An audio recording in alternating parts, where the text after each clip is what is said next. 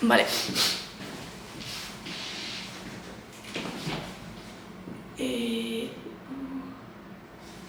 Genial. Pues lo primero, muchas gracias por estar aquí. Y nada, para empezar quería un poco introducirte primero, porque obviamente pues me he fijado un poco en internet y tal y cual. Y es muy interesante todo lo que has hecho porque como que al principio estabas muy metido en el mundo de los libros electrónicos, has sido pues fundador y te has metido en una startup que a mí también me encanta, y como que luego te moviste más a el Data Science, pues has sido profesor de universidad y ahora pues estás en el mundo más de la inteligencia artificial. Entonces creo que va a estar muy guay la entrevista porque vamos a tocar un poco todos los puntos, pero obviamente igual introdúcete tú o cuéntame un poco cómo empezó todo, o sea, un poquito tu historia en 5 minutos. Muy bien, pues nada, me había encantado, lo primero, de estar contigo. Y mi historia, bueno, pues por resumir, yo empiezo desde un punto de vista muy técnico. Estudio ingeniería informática, me gusta todo lo que tiene que ver con tecnología. Yo quería saber cuando se metía el Tour de Francia, cómo lo veía yo desde mi casa, ¿no? O sea, cómo funcionaba eso, ¿no? Y entonces mi primera parte de mi carrera profesional fue eso, pues estudiar ingeniería informática y meterme muy en la parte más de tecnología, desarrollo de aplicaciones, ese tipo de cosas, ¿no? Después, por ir resumiendo, una parte interesante es que tuve la oportunidad desde el principio de estar trabajando en lo que ahora se conoce como una startup. Yo en ese momento ni siquiera sabía que era una startup. Era una empresa que lo que estaba intentando es encontrar un producto con el que poder escalar y internacionalizarse, ¿no? Pues eso para mí era una empresita pequeña que quería crecer y luego ya me fui dando cuenta de que esto es una cosa que tiene un nombre en Estados Unidos, que se llama startup, etc., ¿no? Entonces yo creo que eso ya me metí un poquito esa vena de hacer cosas, de hacer producto que escale, ¿no? En paralelo, mientras trabajaba, después de terminar la carrera empecé a hacer el doctorado. Y el doctorado a partir de los proyectos en los que yo estaba trabajando en el día a día, ¿no? Y al final casi todos los proyectos tenían un eje común que era el tema de los datos. Entonces poco a poco, aunque eso me llevó mi tiempo terminarlo y demás, fue mi doctorado sobre temas de datos, soy doctor en temas de datos, de lo que ahora sería ciencia de datos o ingeniería de datos. Entonces siempre he tenido esa mezcla todo el tiempo, intentando mantenerlo de trabajar en la empresa y luego tener una pata en la academia, ¿no? Primero en la parte de investigación y después ya siendo profesor en diferentes universidades, escuelas de negocio, etc., ¿no? Creo que es un tema, no sé, es un poco egoísmo, ¿no? O sea, para mí la mejor manera de aprender es tener que explicar algo a alguien. Sí, es la mejor manera, vamos. Exacto, tú tienes entrevistas, no hablamos antes, ¿no? Tú tienes entrevistas para aprender más. En mi caso la mejor manera es, oye, si tengo que aprender de inteligencia artificial, tengo que aprender de datos, tengo que aprender algo, pues voy a dar una clase de esto y eso me obliga a aprendérmelo porque los alumnos suelen hacer preguntas complicadas, ¿no? Y difíciles. Luego tuve la suerte de poder vivir una temporada en Estados Unidos. Yo había estudiado en bachillerato un año por allí, pero ya en el 2000, estaba hablando del 2007-2008, con una empresa que había empezado ese proceso de internacionalización, pues tuve la oportunidad de estar un par de años viviendo en Estados Unidos, en Silicon Valley, en California, etc. Y también de empezar a entender cosas que ahora aquí ya se entienden muy fácilmente, pero que en ese momento prácticamente no existían, ¿no? Siempre cuento como anécdota, la primera vez que alguien que conocí en un evento, en una charla tal, me dice, oye, te invito a café, a un Starbucks, porque quiero hacerte un pitch. Y era como, ¿pero por qué? Sí, no, veo que trabajas en esto, tal. Y digo, ¿pero un pitch qué es esto? O sea, que no sabía ni a qué iba. Y de pronto ves que un pitch es que, claro, alguien te cuenta su proyecto y quiere su feedback y quiere que le des, que se lo machaques, ¿no? Que destroces su vida porque si esto va, quiere dedicar su vida a esto, ¿no? Y eso a mí me llama mucho la atención, ¿no? Todo eso que ahí ya estaba como muy establecido. Y ahí yo trabajaba en temas muy tecnológicos todavía, ¿no? Pero ya empezaba a tener un poco esa chispa de querer montar una empresa, pero también montar una empresa donde la tecnología no fuese un fin, sino un medio. Y es donde surge la opción de montar con otros 3 socios 24 símbolos, ¿no? Que fue mi primera startup, que es bueno, luego hablamos de ello, pero es básicamente un Spotify, un Netflix de libros electrónicos y audiolibros. Por resumir, pues ahí es donde tengo mi máster en emprendimiento y después monté otra pequeña, ya no tanto una startup, pero una pequeña empresa con los 2 socios. Después pasé por una época un poco más de trabajar en corporativo, pero siempre muy relacionado con la creación de producto. Allí no estaba tanto la tecnología, pero crear producto, para mí si algo que me define es que soy product manager. Y crear producto innovador, producto digital, hacerlo bien, que tenga un impacto en la sociedad. Y luego ya, bueno, pues en los últimos tiempos muy metido en la inteligencia artificial, muy metido en temas regulatorios, éticos, de responsabilidad, pero que también implica conocer mucho de la tecnología. Y cuando dices que te mueves al mundo startup y tal, y te gusta pues, crear un producto, como tu background es un poco tecnológico, ¿tú te considerabas más CTO, en plan encargado de la tecnología, o más CEO, más de la idea general, diseño, hablar con los clientes, etcétera? Yo creo que cuando creas una empresa, por lo menos en mi forma de verlo, tú puedes tener muchas ideas en la cabeza de lo que quieres ser, pero luego la realidad es la que te lleva a lo que te dedicas, ¿no? Esto que se dice que en una startup, en una empresa en general, si hay que barrer, se barre y ya está, ¿no? Sí. Está claro. Fíjate, en mi caso, yo cuando estábamos montando la empresa y damos los primeros pasos, yo tenía la sensación de lo que iba a ser era CPO, que era el Chief Product Officer, responsable de producto, ¿vale? Que es un poco la persona que conceptualiza el producto, que un poco habla con los clientes, que entiende por dónde tienen que ir los tiros y lo pone en marcha, trabajando con la parte tecnológica. Suele ser un perfil, aunque no es obligatorio, suele ser un perfil donde saber de tecnología te ayuda, porque te permite hablar con el cliente por un lado, pero luego traducir eso en lo que el equipo técnico tiene que hacer. Eso me duró, yo creo que una semana o dos, porque enseguida me di cuenta, o nos dimos cuenta con los socios, que quizá por haber estudiado en Estados Unidos, etcétera, todo el tema del inglés, todo el tema de las relaciones internacionales, etcétera, de los cuatro era el que mejor lo podía llevar. Y desde el principio tomamos la decisión de que, en este caso 24 símbolos, tiene que ser un proyecto internacional. De hecho, la presentación oficial fue en la Feria de Londres, no la hicimos en Madrid, o la hicimos en la Feria de Londres. Entonces, fue muy rápido cuando nos dimos cuenta de que mi mejor posicionamiento, de la manera que mejor podía ayudar a la empresa, era una cosa que yo no había hecho nunca, pero que era básicamente un poco public relations, relaciones públicas, un poco ampliado, ¿no? Donde yo me dedicaba de ser la cara de la empresa en todo lo que tuviera que ver con la parte internacional. Desde ir a dar una charla, hasta tener una negociación con un inversor, hasta negociar acuerdos editoriales con editoriales. O sea, daba igual lo que fuese, pero todo lo que fuera en inglés, pues me tocaba, ¿no? Y más allá del detalle de lo que hice en ese momento, para mí supuso una enseñanza, ¿no? Porque yo venía de la tecnología, de tal, entonces yo daba por hecho que lo que iba a poder hacer era eso, era ser un técnico o una persona de producto. Luego te das cuenta de que si hay que convertirte en un trotamundos que va por el mundo hablando de la tecnología, pero también del producto, del impacto, etcétera, etcétera, pues también lo puedes hacer. Durante un tiempo yo decía que era un ingeniero que negociaba contratos, yo me dedicaba a negociar contratos con grupos editoriales. Y sabiendo, negociamos un montón de contratos y conseguimos un montón de contratos.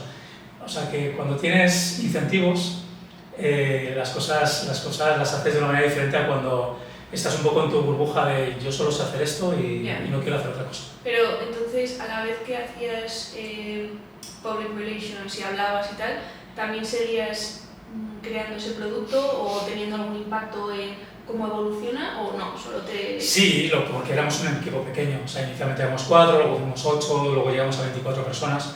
Pero al final, aunque había otra persona que se ocupaba más del día a día del producto, claro, yo hablaba con mucha gente, entonces al final ese impacto lo tienes. Yo me dedicaba a muchas cosas de producto que no son quizá las más bonitas, pero también hay que hacer. Todo el tema de, por ejemplo, el tema de análisis de investigación de competidores, investigación del mercado, todo eso lo tiene que hacer un product manager y eso es lo que hacía yo, pues me gustaba además. A mí, o sea, cuando entras en un sector o lo que sea, yo creo que una cosa relevante es conocerlo muy bien. Y esa parte es la que hace un product manager también.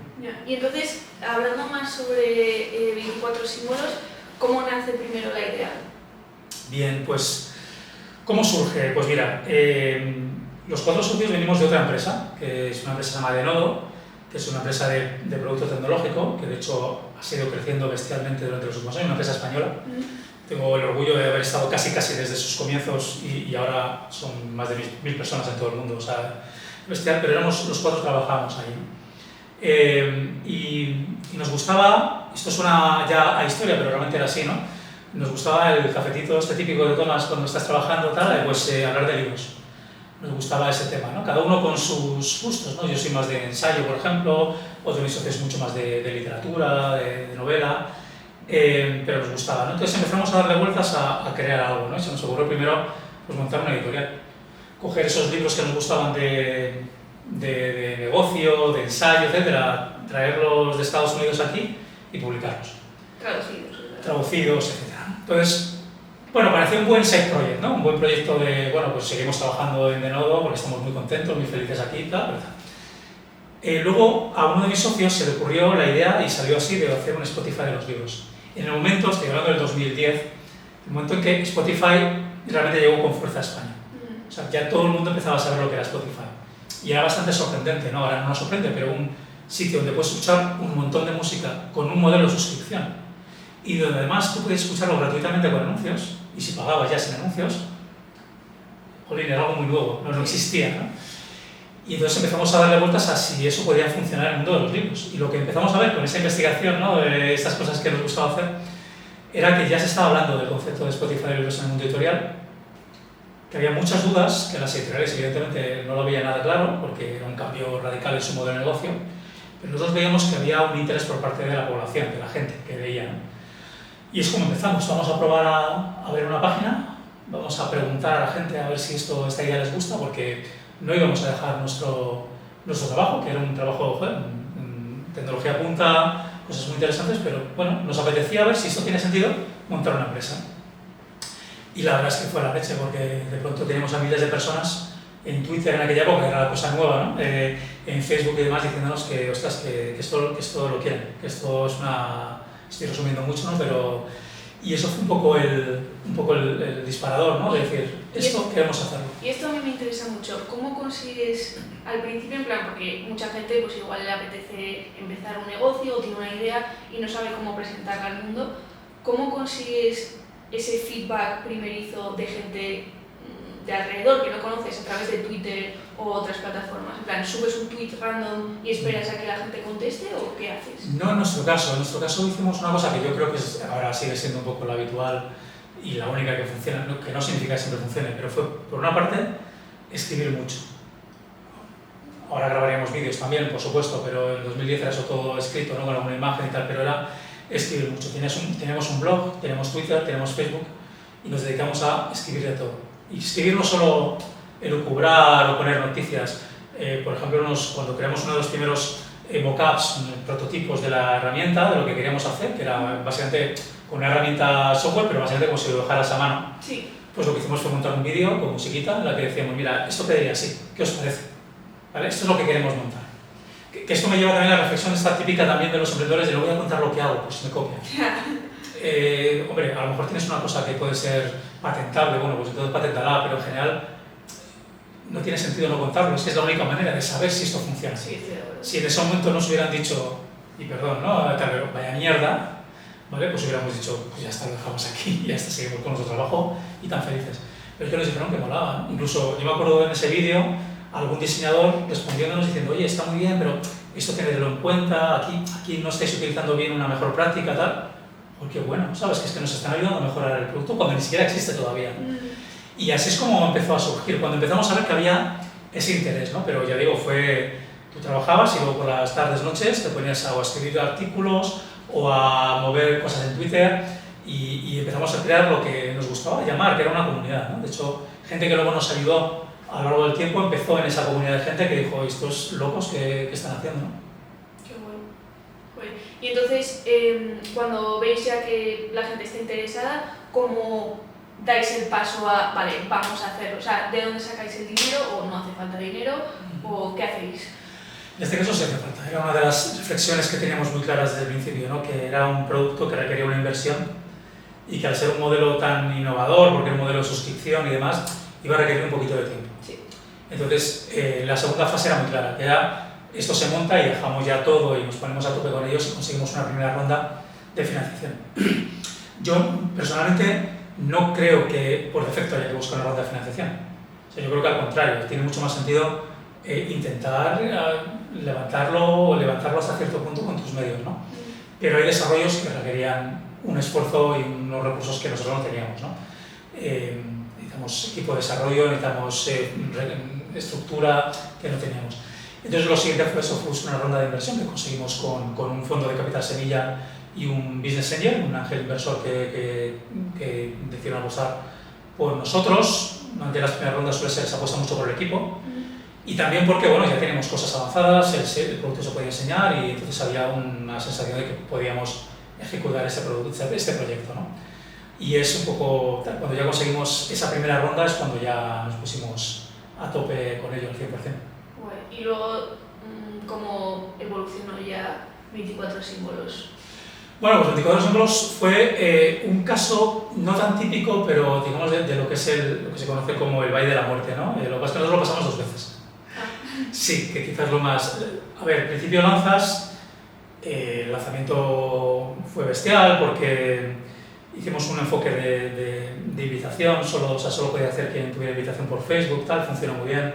Queremos invitar, no recuerdo ahora mismo, pero creo que queríamos solo invitar como a 2.000 personas y tuvimos que subirlo como a 5 o 10.000 personas porque había una cola enorme de gente.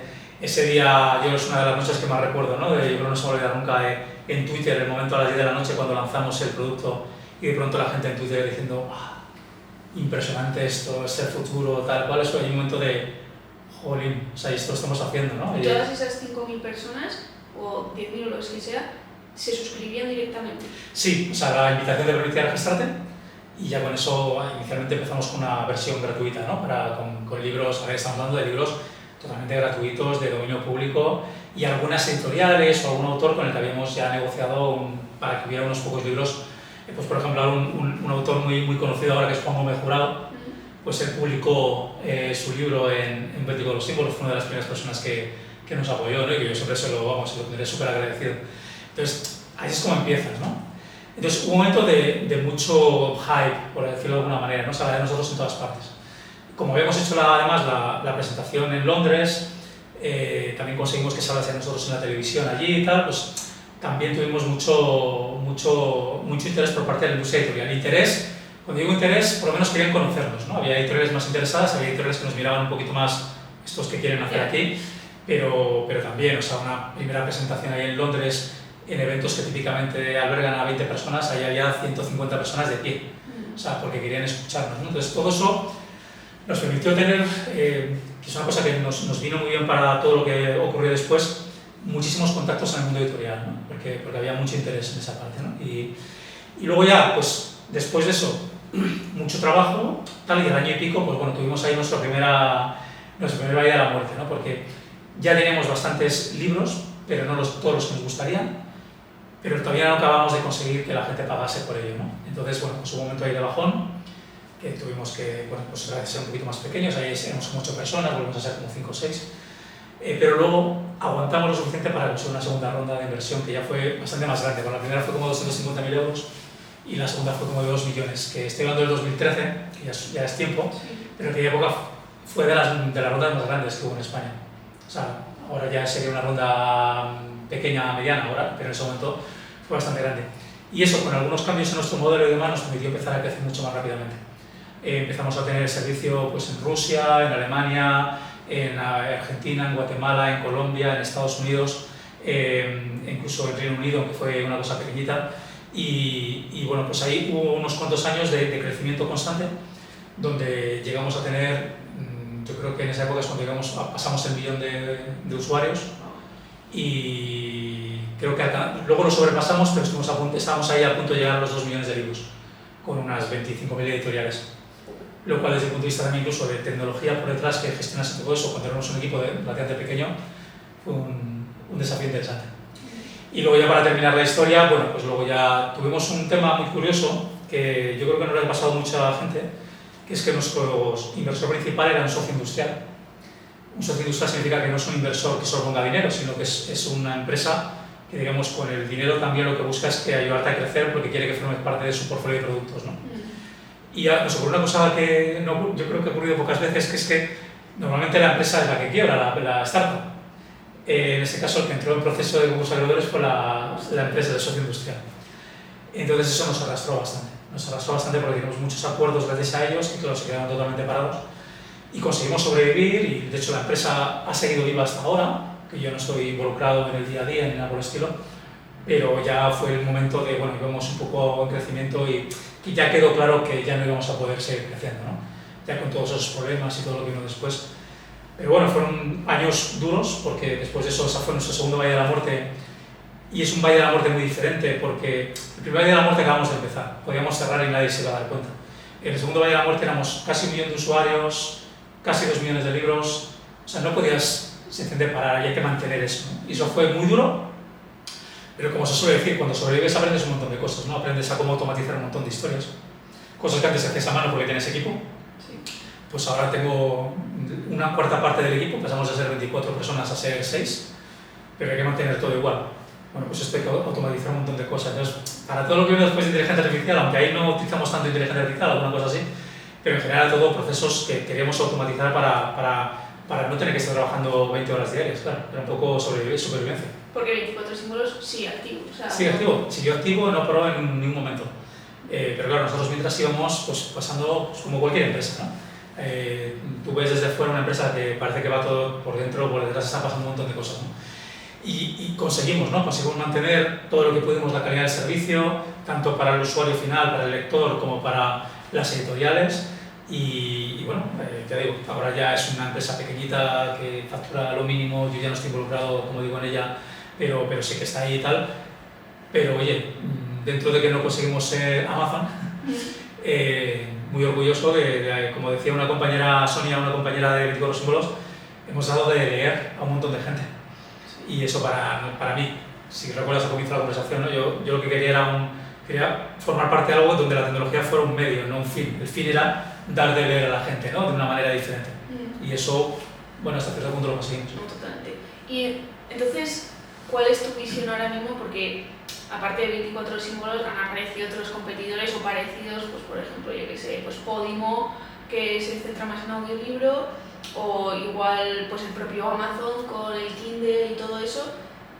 ¿Cómo lo ves? ¿Ves que esto va a alguna parte o tú que lo has vivido dices no, tiene un tope que nadie va a pasar? Mira, o sea, el tema de los audiolibros lo veo muy claro. Y de hecho, si nosotros hubiéramos tenido un par de años más, creo que hubiéramos sobrevivido por los audiolibros. No nos dio tiempo a montarlo, la infraestructura tecnológica para ello. De hecho, nuestro partner en tema de audiolibros, años después, que se llama Findaway, años después fue adquirido por Spotify. De hecho, ahora lo que ahora se anuncia que Spotify está empezando a hacer audiolibros, por detrás está Findaway. Y era nuestro partner, yo conocía a todo el mundo, nos veíamos en Frankfurt, en Londres, para hablar de estos temas, ¿no? Yo creo que el mundo de los audiolibros sí tiene un futuro. Primero, porque, y esto es un tema quizá muy del mundo editorial, ¿no? Pero las editoriales no tienen tanto problema con los audiolibros porque no canibaliza al libro de papel. Ellos tienen un problema con el libro electrónico porque lo canibaliza. Si tú compras el libro electrónico, ya no vas a comprar el libro de papel. Y toda su industria está creada sobre el libro de papel.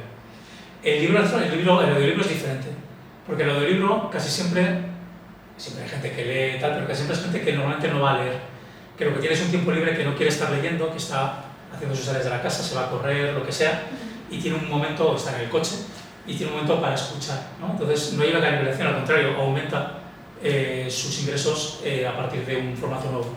Y eso es lo que ha permitido, aparte de que yo creo que algunas de las empresas que empezaron esto lo han hecho muy bien, ha permitido crear una industria, la que es la industria del audiolibro. Y yo creo que por ahí hay un camino interesante, ¿no? Y ahora que Spotify se ha metido en ello, yo creo que también reafirma y confirma lo que digo. En el mundo del libro electrónico lo veo más difícil. El mundo del libro electrónico no ha acabado de encajar. Mi socio David Sánchez y yo, pero sobre todo mi socio, tiene una reflexión sobre ello que me parece muy acertada, ¿no? Que es que el problema con los dispositivos de lectura electrónica es que lo único que han hecho es copiar el formato del libro en papel. O sea, si tú te fijas, cuando lees un libro en electrónico, ¿qué es lo que haces? Pasas páginas, subrayas, lo mismo que haces en papel. Sí, hay gente que se ha puesto, pero nadie con recursos le ha dedicado tiempo para decir, no, la lectura electrónica puede ser algo mucho más que lo que puedes hacer en papel. Se han intentado cosas, evidentemente, pero no lo suficiente. Y yo creo que es lo que le limita. Entonces yo ahora mismo, si yo tuviera que montar algún mundo editorial, bueno, de esto que hablamos, ¿no? de ofrecer un servicio al usuario final, me iría más por la parte de libros que por la parte de libro electrónico, está claro.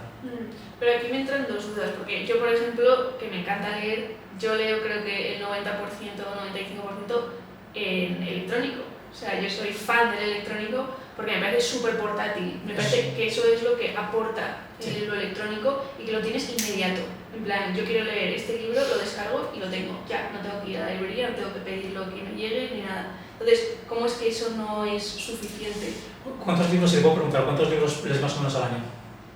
Al año, pues probablemente entre 50 y 80. Yo leo también entre 50 y 80. Para nosotros esto es una gran ventaja.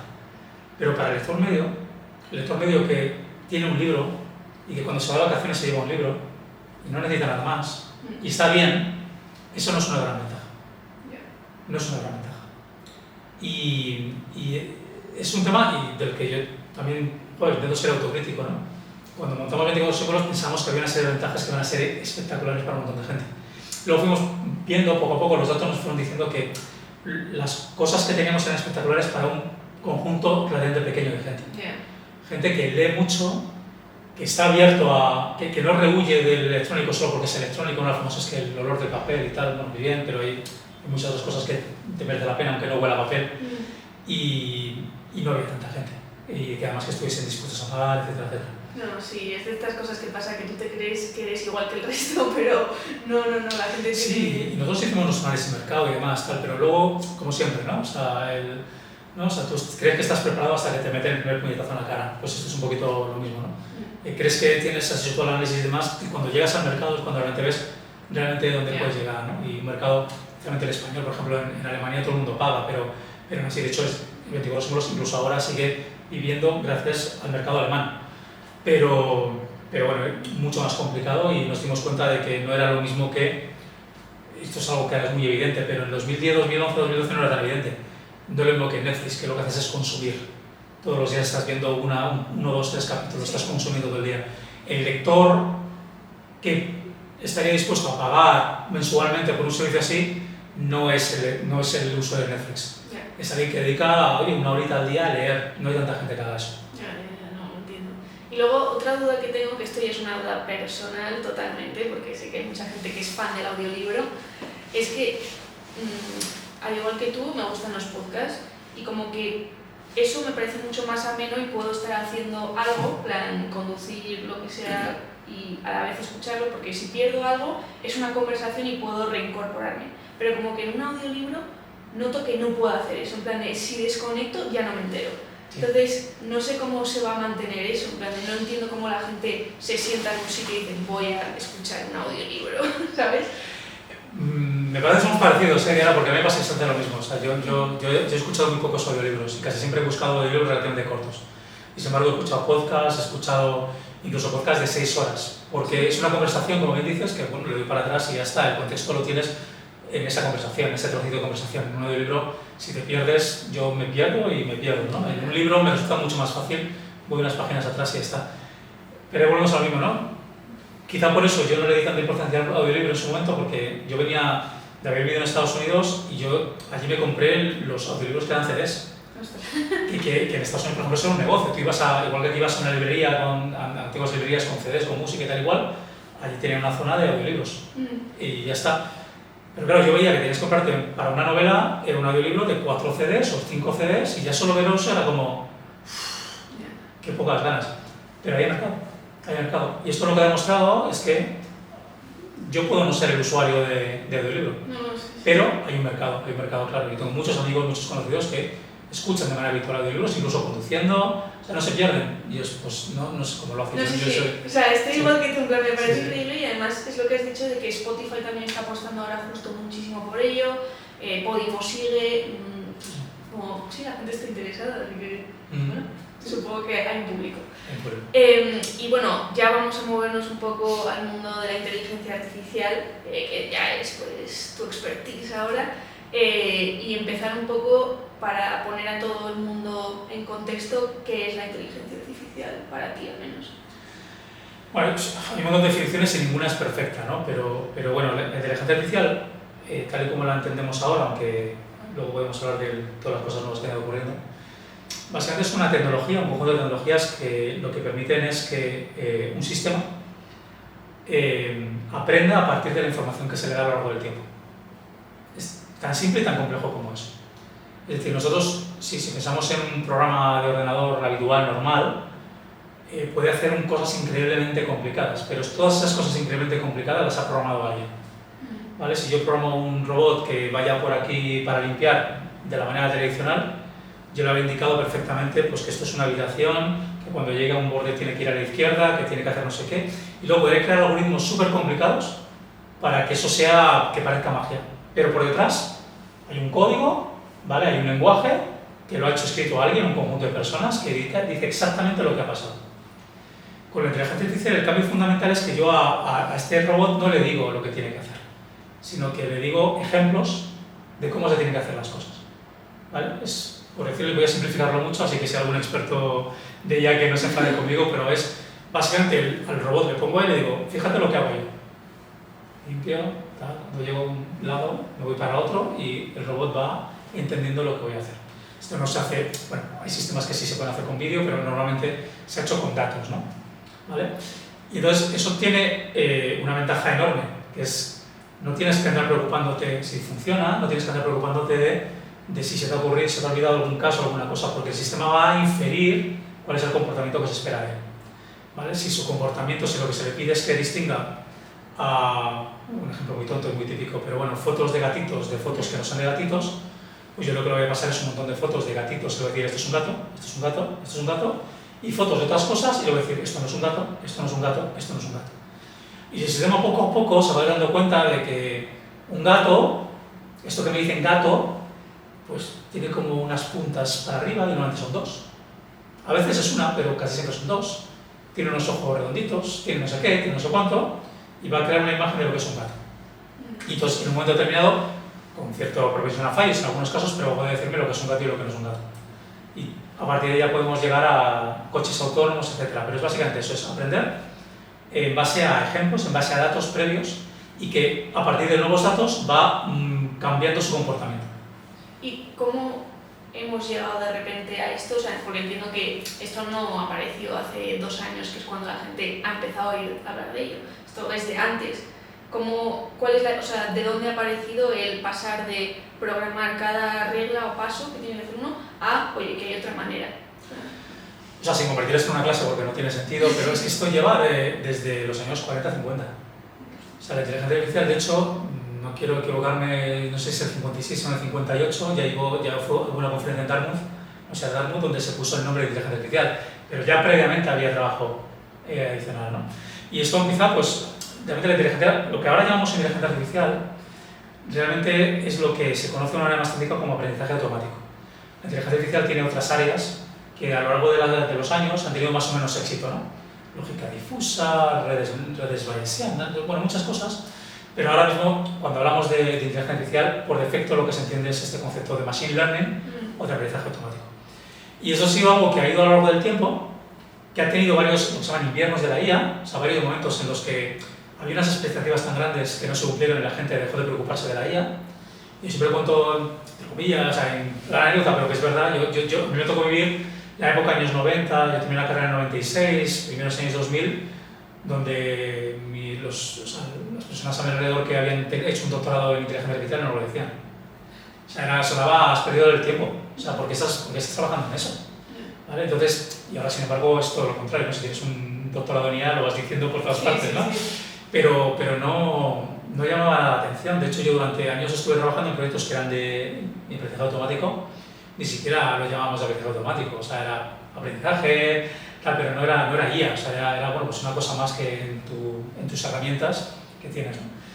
¿Qué es lo que ocurrió? Pues que en el 2011-2012 hubo una especie de confluencia de tres cosas que ocurrieron, ¿no?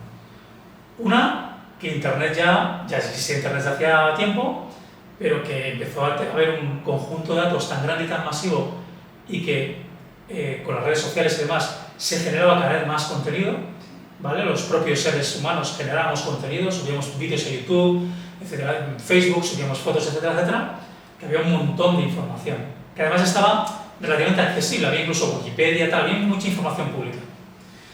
Lo segundo, que hubo una gran subida en cuanto a capacidad de computación de las máquinas. Cosas que antes no se podían hacer, o eran increíblemente caras de hacer, pues ahora podías hacer con relativamente poco dinero. Y luego la tercera, bueno, pues que en el mundo académico pues hubo unas pequeñas mejoras de algunos algoritmos que cambiaron todo. Y de repente, todo lo que hasta el 2010 no había funcionado, empezó a funcionar. Y el ejemplo de los gatitos que te decía es un ejemplo porque era una de las pruebas básicas para ver si una inteligencia artificial funcionaba o no, y siempre estaba en porcentajes relativamente bajos y empezó a alcanzar el 93, 94, 95, 96% de fiabilidad. Incluso con gatos en la penumbra de un lado solo se les... Es un gato. Y eso cambió totalmente la perspectiva de IA, ¿no? La cambió desde un punto de vista de, casi yo diría de empresa, ¿no? Es decir, si tú tienes un móvil, tu móvil está lleno de IA. Desde la cámara de fotos que utiliza inteligencia artificial desde hace años, no de ahora, desde hace muchos años, para la luminosidad, para ajustar la velocidad de obturador, etcétera, etcétera, hasta, por ejemplo, el sistema de gestión de tu batería, de manera que tu batería dure mucho más de lo que duraría si no tuviese ese sistema. Tu móvil o una tableta está llena de inteligencia artificial. Pero, digamos, estaba escondido a los ojos de mucha gente, ¿no? Mucha gente no sabía lo que era esto porque era un tema interno, ¿no? Sí. Ahora lo que ocurre es que si hablamos de eso llega ChatGPT. Sí, exacto. O sea, como que nadie sabía nada y de repente aparece un formato mucho más user-friendly, en plan de que cualquiera puede interactuar con él a través de un chat que es como muy intuitivo, de oye, quiero esto, tal, no sé qué, y le puedes hablar en lenguaje de tú a tú normal, y ahora la gente empieza a entender, oye, que esto es guay, esto mola. O sea, ¿tú has visto cambios? O sea, ¿cuál es tu pensamiento de todo esto? No, o sea, en eso yo creo que soy como un usuario más, ¿eh? Yo empecé a utilizar GPT con GPT-2. O sea, el ChatGPT es GPT 3.5, ¿no? Entonces, creo que fue el primero en que ya dieron acceso más o menos abierto. Tienes que pedir invitación, pero te lo daba el ChatGPT 1. Yo desde luego no lo utilicé y no sé si llegó a sacarse, no recuerdo. Con GPT-2, yo venía siguiendo el tema un poco de pues el paper de 2017 de Google que habla de los transformers, que es básicamente la tecnología que está por detrás de todo esto, tal. Pero yo lo reconozco que yo utilicé GPT-2 y me quedé bastante frío. Vale, porque en GPT-2 tú lo que hacías a través de programando y tal, pero tú le dabas una frase y él la continuaba. O sea, todavía no llega, el ChatGPT es el primero en el que puedes hacerle preguntas, interactuar con él. Y yo me quedé como un poco, vale, pues está muy bien, o sea, es que está muy bien. Y hasta yo lo veía como una mejora lineal, ¿no? O sea, esto sigue mejorando. GPT-3 me pasó un poco lo mismo, ¿no? Vi muchas mejoras, pero fue como, bueno, pues está bien. Y de pronto llegó ChatGPT y me pasó como creo a todos los que lo utilizamos por primera vez, que fue como, ¿sabes? Yo dropping, ¿no? De, ostras, Sí. me responde, tiene contexto, se acuerda de lo que le he contado, si le he dicho que quiero algo resumido, lo mantiene después en el tiempo. ¿Qué es esto? ¿Qué es esto? Y yo creo que es lo que ha pasado, ¿no? O sea, ha habido una killer app. Siempre se dice que cuando montas una tecnología emergente, realmente nunca, o sea, no puedes decir que realmente esté llegando a la sociedad si no hay una killer app, una aplicación que realmente digas, lo entiendo, ¿no? Creo que lo que le ha pasado a blockchain, a cripto, a otras tecnologías es que conceptualmente son muy interesantes, pero no ha habido una killer app, no ha habido una aplicación que cualquiera en la calle diga, lo entiendo. Sí. O sea, es la leche. Lo entiendo perfectamente, en plan, es que tú si explicas ahora mismo Bitcoin a alguien, como que no entiende muy bien cómo va, solo piensa en plan de, sí, puedes hacer dinero con eso, si metes como la bolsa y tal, no claro, sé. Claro, y no lo estoy diciendo de crítica, la propia gente en cripto, la propia gente tal, busca esa killer app, pero no ha existido. En IA, sobre todo en IA pensado en el usuario final, esa killer app es ChatGPT. Porque, o sea, a mí me pasaba, ¿no? Yo al principio era un poco un evangelista de ChatGPT, que quedaba con amigos, se lo contaba a los padres del cole, de mi hija, tal. Y es que la primera sensación es flipante. Pero le puedo preguntar cualquier cosa, ¿no? ¿De qué trabajas? No, trabajo en una notaría. Pregúntale lo que quieras. ¿Cuál es la ley? No sé qué, no sé cuánto, no sé qué. ¡Rum! ¡Wow! ¿En serio? Una profesora. Pregúntale lo que quieras. Bueno, ¿cómo funciona la clorofila en las plantas? No sé qué. ¡Rum! Explícamelo como si tuviera 9 años. ¡Rum! Ese es un cambio fundamental, ¿no? Y eso es lo que ha hecho que ahora estamos todo el día hablando de la IA, ¿no? Lo cual tiene también sus riesgos, ¿no? Que es, una vez más, una generación exagerada de expectativas. Ya. Y luego, obviamente, ChatGPT fue como el primero que todos oímos hablar, pero después han surgido como otros modelos, otras empresas que hacen cosas parecidas, pero son ligeramente diferentes. Pues si está ChatGPT, también puedes usar Claude, por ejemplo. Y esos son básicamente diferentes modelos. ¿Puedes explicar cómo la diferencia entre usar uno y otro y por qué no son iguales? Muy bien, sí, una muy buena pregunta. O sea, realmente la diferencia, o sea, tecnológicamente parten de lo mismo. Parten de una cosa que se llama el modelo Transformer. O sea, es lo que permite que esto funcione, o sea, funcione de alguna manera. También para quitar un poquito de magia de todo esto, ¿no? O sea, los modelos Transformer, y también voy a simplificar mucho, pero básicamente en la parte textual, me voy a centrar en la parte textual, no en la parte de generación de imágenes, aunque es todo relativamente parecido, pero un poco lo que hacen es intentan averiguar cuál es la siguiente palabra que estadísticamente tiene más sentido. Sí. Y esto que parece una tontería, cuando tienes miles de millones de piezas de datos con una computación enorme, pues se produce la magia. La magia de que parece que estás hablando con un humano. Yo personalmente creo que está muy lejos de tener inteligencia, o sea, creo que está muy lejos, pero es verdad que hay una sensación de que estás interactuando, ¿no? Y eso es lo que permite que ya no estemos hablando del Siri o del Google Home anterior, ¿no? Sino de poder tener una conversación. Esa es la base de todos.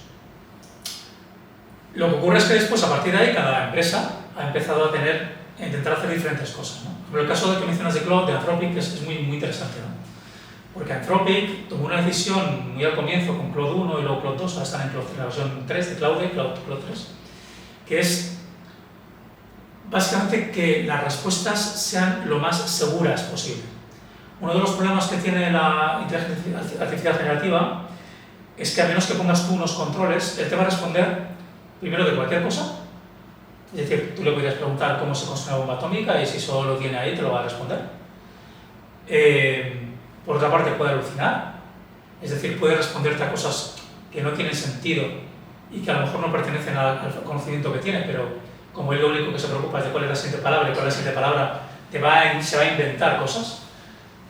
Hay una pequeña discusión acerca de si eso es inventar o es parte inherente del comportamiento de algo que básicamente lo que hace es generar palabras, pero para nosotros como humanos está mintiendo, ¿no? Se está alucinando. ¿Bien? Y lo que ha hecho Claude es, vamos a hacer lo mismo que hace ChatGPT, lo mismo que hace Gemini de Google, etcétera, etcétera, pero con muchísimo cuidado en que no genere cosas que no debe, ¿no? Y entonces han creado un concepto, por ejemplo, que es el de Constitutional AI, que es la constitución de la IA, que es que, digamos, los modelos tengan una serie de reglas de cómo te tienes que comportar, ¿no? Esto suena mucho al Yo Robot de Asimov, ¿no? De las 3 reglas de los robots y tal y cual. No es exactamente eso, pero es un poquito para entendernos un poco la idea, ¿no? De no puedes responder a ciertas cosas, no puedes hacer ciertas cosas. Todas las empresas lo están haciendo, ¿no? Pero Claude 3 fue uno de los primeros que intentó hacerlo de esa forma, ¿no? Entonces, un poco lo que se está generando es que dentro de los grandes modelos, Google, OpenAI, Meta, Anthropic, tal, están intentando cada uno buscar su sitio, ¿no? Meta, por ejemplo, lo que ha hecho es sacar una licencia abierta, ¿vale? No es un modelo cerrado. Tú te puedes descargar Meta, llama si quieres, llama 2 el modelo de Meta y utilizarlo en tu ordenador. Meta es un ordenador muy grande, pero lo puedes utilizar. Entonces yo creo que este es un tema muy, por una parte, de diferenciación de las empresas y por otra parte todavía se está buscando cómo funciona mejor esto, ¿no? ¿A qué te refieres? Sí, perdona. Pues que todavía estamos en un proceso muy primigenio de cómo funcionan los modelos de lenguaje y las IAs generativas. Entonces ahora lo que está viendo es, cada uno está probando cosas para ver cuál es la mejor manera de que sirva a la sociedad o a los usuarios que quieren tener. Y cada uno pues va probando lo que entiende que le va a funcionar mejor. Igual que otros modelos, y yo con esto me callo que creo que hablo mucho, te dejo a ti también compartir, hay también mucho trabajo en modelos mucho más pequeños y mucho más especializados. De manera que no hay un modelo enorme como se OpenAI, GPT o Gemini de Google, que en principio lo que han hecho es coger toda la información que han podido de todo el mundo, algo que sabe un montón de cosas, sino no, este es un modelo de leyes, o esto es un modelo de producto, hablábamos antes, un modelo del mundo editorial, un modelo de enseñar a alumnos de primaria en el colegio. Y son más pequeños, el conocimiento que tienen está mucho más limitado, pero puedes gestionar mucho mejor lo que sabe y lo que no sabe, por tanto vas a tener menos riesgos de alucinación. ¿Y esto es lo mismo que cuando dicen sobre agentes? O sea, ¿es esto lo mismo? ¿O? Es un poquito diferente. Los agentes, estás ahí, es un tema súper interesante. Es que ese tema a mí me interesa muchísimo, me gusta muchísimo. Los agentes, lo que se basa es un poquito diferente, ¿no? Yo lo que decía hasta ahora era, puedes tener modelos de lenguaje enormes, ¿vale? Por lo cual, pues, a ChatGPT, por ser un ejemplo, puedes preguntar de todo. Sí. A Gemini le puedes preguntar de todo. A Llama le puedes preguntar de todo. Con sus limitaciones está, pero le puedes preguntar de todo. Y lo otro es, pregúntame solo de esto. Y si no me preguntas de otra cosa, no voy a saber responderte. Y eso para muchas cosas tiene mucho sentido. Para muchas aplicaciones, para muchos negocios, tiene mucho sentido. Los agentes en lo que se basan es en la idea de que hasta ahora lo que tenemos es que yo soy GPT, ¿vale? Entonces tú me preguntas y si yo sé, y si no me lo invento. ¿Qué pasaría si en lugar de que tú cuando me preguntas algo me lo preguntas a mí, ChatGPT, Yo lo que hago es, sé muchas cosas, pero también sé lo que no sé y conozco otras inteligencias artificiales que sí saben de eso. Entonces, pongo un ejemplo muy tonto, muy típico, pero yo creo que con eso se entiende bien. Imagínate un futuro cercano en el que tú a tu ChatGPT, a tu Gemini, a quien sea, le dices: a ver, la gente mío, yo me quiero ir de vacaciones, me quiero ir a Brasil, me interesa Brasil, ¿de acuerdo? Tú ya conoces mi presupuesto típico de viajes, tú ya sabes si me gusta el mar o la montaña, tú ya sabes si me gusta viajar solo, acompañado, etcétera, etcétera, y tú ya sabes más o menos las fechas en las que me gusta viajar. Así que, como ya sabes todo eso, búscame el mejor viaje para mí para irme a Brasil. Y entonces, el agente principal, el coordinador, lo que hace es el que tiene información personal tuya, que te conoce. Dice: vale, aquí me lo voy a inventar, ¿vale? No me tienes que confirmar. Le gusta mucho la playa, no sé qué, no sé cuánto. Voy a preguntar a un agente geográfico súper detallado que me dé cuál es el mejor sitio de Brasil, ¿vale? Que tenga playa, tal. Te dice: mira, pues para estas fechas, porque también conozco las fechas, tal, Río de Janeiro. Vale, o te dice: Río de Janeiro, no sé qué, no sé cuánto. Bien. Ahora me voy a ir, vale, conozco tu presupuesto. Ahora me voy a ir a una agencia, una IA de agencia de viajes, para que diga: oye, con este presupuesto, ¿vale? Puedes enseñar las fechas ya concretas dentro del rango que me ha dado para encontrar el mejor viaje. El tiempo, el no sé qué. Y luego, como yo tengo acceso a esa gente, potencialmente tiene acceso también a tu cuenta, se va a ocupar de también encargar ese viaje con el hotel, con el taxi o con el autobús, con las actividades, etcétera, porque te conoce. Y luego tú lo que haces, por supuesto, en un momento determinado es: esto sí, esto no, a mí este viaje no me gusta, este vuelo no me gusta, búsqueme otro. Eso es lo que es el concepto de la gente. El concepto de la gente es: ya existe una coordinación entre ellas, y esta es una coordinación, la que te he dicho, es muy sencilla, que es un coordinador y gente, digamos, otros IAs que hacen lo que se les dice, pero ya puedes a partir de pensar en cualquier otra combinación de entidades inteligentes que se ocupan de hacer un trabajo por ti. Pero entonces la diferencia entre tener un ChatGPT, por ejemplo, muy genérico, es que los agentes tienen mejor información, son más específicos. Sí, o pueden hacer cosas muy concretas. O sea, pueden a partir de una información que les pasó a tarjeta de crédito, comprar un vuelo, ¿vale? De una manera segura. O sea, hay una mezcla entre inteligencia y transaccionalidad. Pueden ser mucho más accionables de lo que es hasta ahora. Hasta ahora los ChatGPTs y compañía te dan información, pero lo que se busca es que sean capaces de hacer más que darte información, sino que puedan hacer cosas por ti. Y entiendo que la respuesta no es en hacer un ChatGPT genérico mejor, sino en hacer mini ChatGPTs específicos.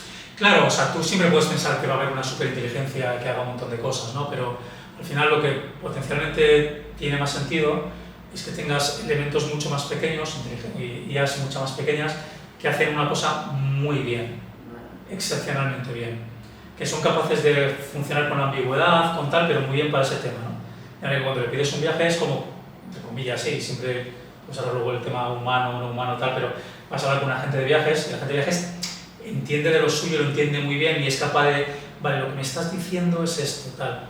Eso, aunque potencialmente puede existir una superinteligencia tal que haga todo eso, yo creo que a corto o medio plazo va a ser mucho más fácil que lleguemos a este concepto de agentes que interaccionan entre sí, que también tiene un montón de desafíos. No solo técnicos, sino evidentemente estás cediendo parte de tu control a que las IAs tomen decisiones por ti. ¿No? Se te olvida decirle que es que una vez estuviste en Río y te pareció horrendo y no quieres volver en la vida, y de repente te encuentras con un viaje a Río. Y entonces, ¿cuál es tu predicción para los próximos años en términos de que tú crees que, bueno, obviamente es muy difícil porque cada día cambia todo, pero más o menos tú por dónde crees que va a ir la cosa? Sí, o sea, yo siempre digo lo mismo cuando me preguntan temas de predicciones. Hablamos dentro de un año y nos reímos, porque seguramente no habré acertado en nada. Pero si mezclamos predicción con lo que yo creo realmente y lo que creo que tiene sentido, por una parte yo creo que va a seguir habiendo modelos cada vez más grandes. Creo, y aquí me puedo equivocar fácilmente, pero creo que, y de hecho ya hay algunos artículos de investigación que van por esa línea, que el modelo Transformer, es decir, como están hechos ahora las IAs generativas, tiene un límite. Es decir, ya mucha gente está pensando que con esto ya vamos a llegar a Terminator y este tipo de cosas. Yo soy más de la creencia que esto va como a saltos, ¿no? Creo que este es un salto enorme, increíble, ¿vale? Que nos va a llevar a un sitio que a lo mejor todavía no nos imaginamos, pero va a tener un límite. Y el siguiente límite tendría que haber otras personas que creen otra manera de crear inteligencia artificial que llevan más a eso, ¿no? Y entonces, por tanto, yo también creo que el tema de las inteligencias artificiales o los modelos más pequeños pero mucho más especializados tiene muchísimo sentido. Conozco ejemplos de gente que está trabajando en modelos que entiendan señales neuroeléctricas o cardiológicas directamente. Es decir, que en lugar de entender el español o el inglés, entiendan esas señales como si fuera un idioma. De manera que sean capaces de decirte muy rápidamente si tienes algún potencial problema neurológico, etcétera, solo porque, oye, me das la resonancia magnética, me das el encefalograma, tal, y para mí es como si me hablases en español de primero de básica, o sea, lo entiendo perfectamente, ¿no? Sí. Creo que hay muchísimo trabajo súper interesante que nos abre esta nueva vía, ¿no? Y luego los agentes, lo que has mencionado tú. Yo creo, sinceramente, que es una de las cosas que puede ser el siguiente Dios mío.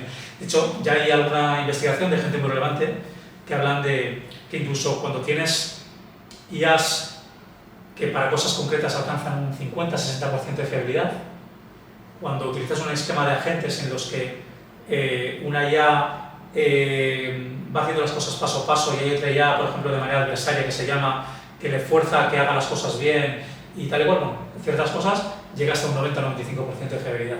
O sea, es decir, no necesitamos mejorar constantemente la inteligencia artificial. Esto es como, siempre se dice, ¿no? Tú puedes tener un nivel de inteligencia, de talento, etcétera, y yo tengo otro, pero si nos juntamos, seguramente llegamos aún más lejos de lo que podemos decir. Pues eso es un poquito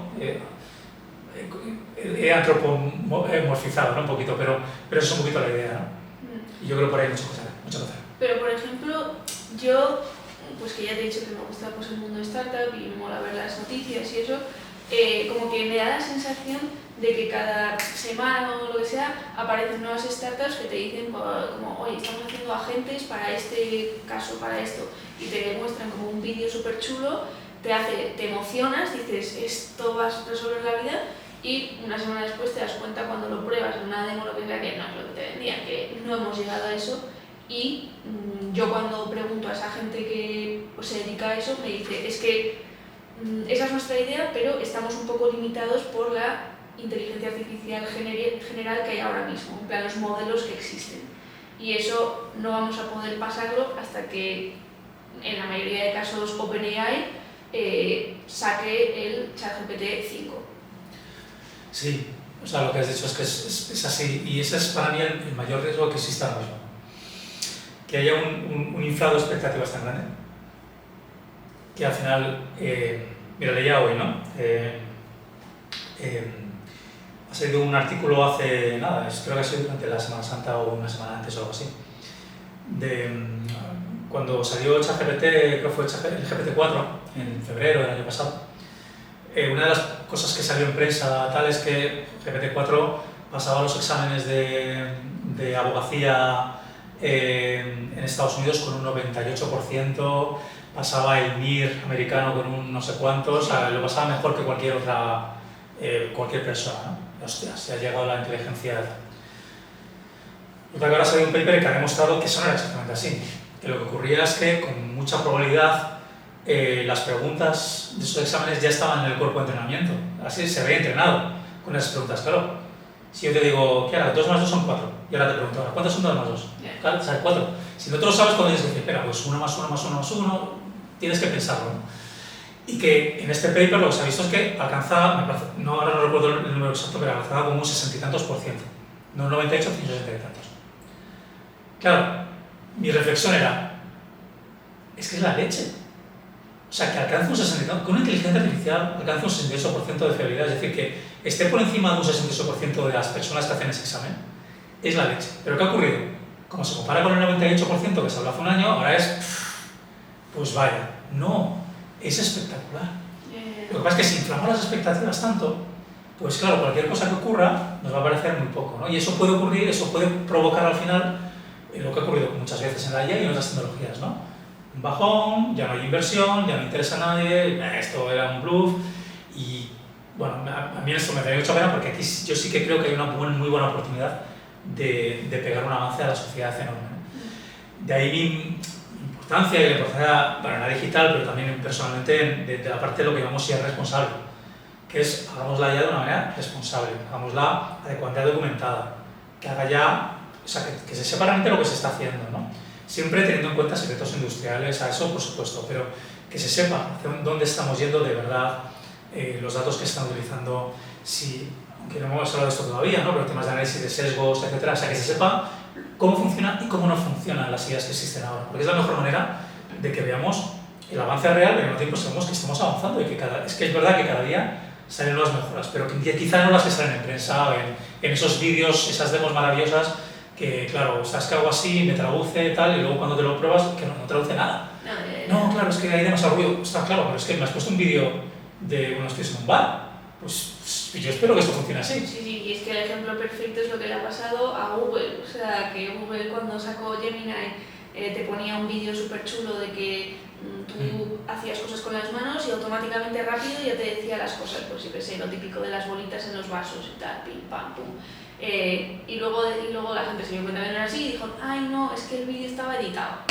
Claro, es que hay que tener mucho cuidado con eso, porque además ahora estamos en un hype y la gente tiene muchas ganas de ver magia, y yo creo que hay magia, o sea, yo creo que lo que tenemos ahora es mágico. O sea, si pensamos como hace 2 años, yo creo donde más se nota, donde realmente eso está funcionando es el tema de productividad personal.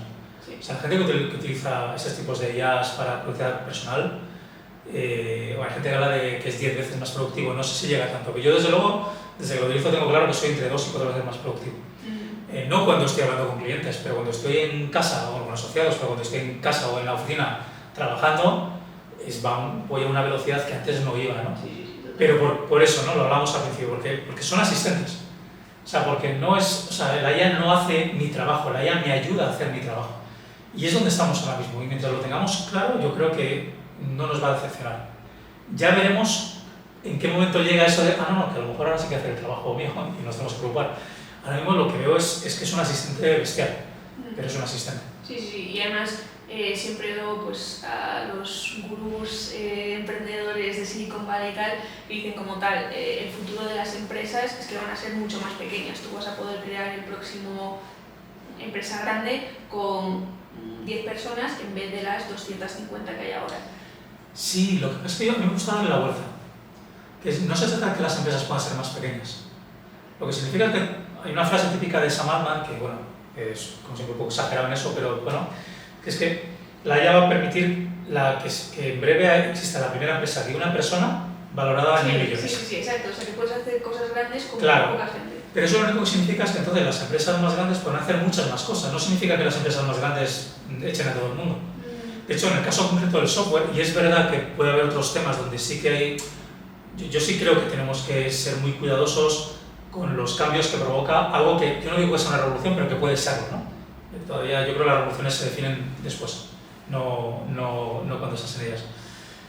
Pero, y hay algunos casos en los que evidentemente sí puede haber un problema de pérdida de empleo o de bajada de calidad de empleo, etc. O sea, yo en eso creo que tenemos que ser serios en eso. Pero, por ejemplo, en el software, yo creo que al revés. Si yo tengo a 2 desarrolladores en mi empresa, en mi pequeña startup que está haciendo algo, y gracias a la IA puedo hacer con 2 desarrolladores lo que antes hacía con 20, yo no es que vaya a echar un desarrollador, al contrario, es que ahora puedo hacer 20 veces más. Entonces voy a buscar a ver si encuentro otro, porque con otro puedo hacer 30 veces más. Y además, mi competidor está haciendo lo mismo. Con lo cual, yo tengo que seguir contratando gente que sea buena. Solo que a su lado existe un asistente que le permite ser aún más productivo, aún mejor, aún tal. Yo en todo lo que tiene que ver con software creo que no hay demasiado riesgo para el futuro. Hay gente que sí, hay gente que dice que Devin y compañía van a ser los programadores, ¿no? Solo vas a tener que decir lo que quieres que hagan y lo hagan. Yo creo que para eso todavía queda bastante. Sí, bueno, pero al mismo tiempo, siguiendo esa rama, a mí como que me hace ilusión el poder animar a la gente a que antes el mundo software, mundo código, mundo programación era como muy nicho de has tenido que estudiar esto, es muy complicado, etc. Y ahora como que usando ChatGPT o usando cosas un poco más específicas como por ejemplo Cursor, que lo puedes implementar al código y tal, como que cualquiera más o menos puede programar algo utilizando un lenguaje normal, en plan de, oye, quiero un Tetris de este estilo, tal, y automáticamente te hace un código igual tienes que saber algo para decir, oye, igual quiero cambiar esto, pero que ahora es mucho más accesible. Sí, lo que pasa es que para mí eso es como el siguiente punto de herramientas tipo Wix. Vale. O sea, tú antes, si querías hacer una página web para anunciar tu producto, pues tienes que programártela o tienes que contratar a alguien o aprender HTML o no sé qué. Y luego llevan herramientas tipo Wix, que es, no, yo voy moviendo paneles y ya tengo una landing. Perfecto.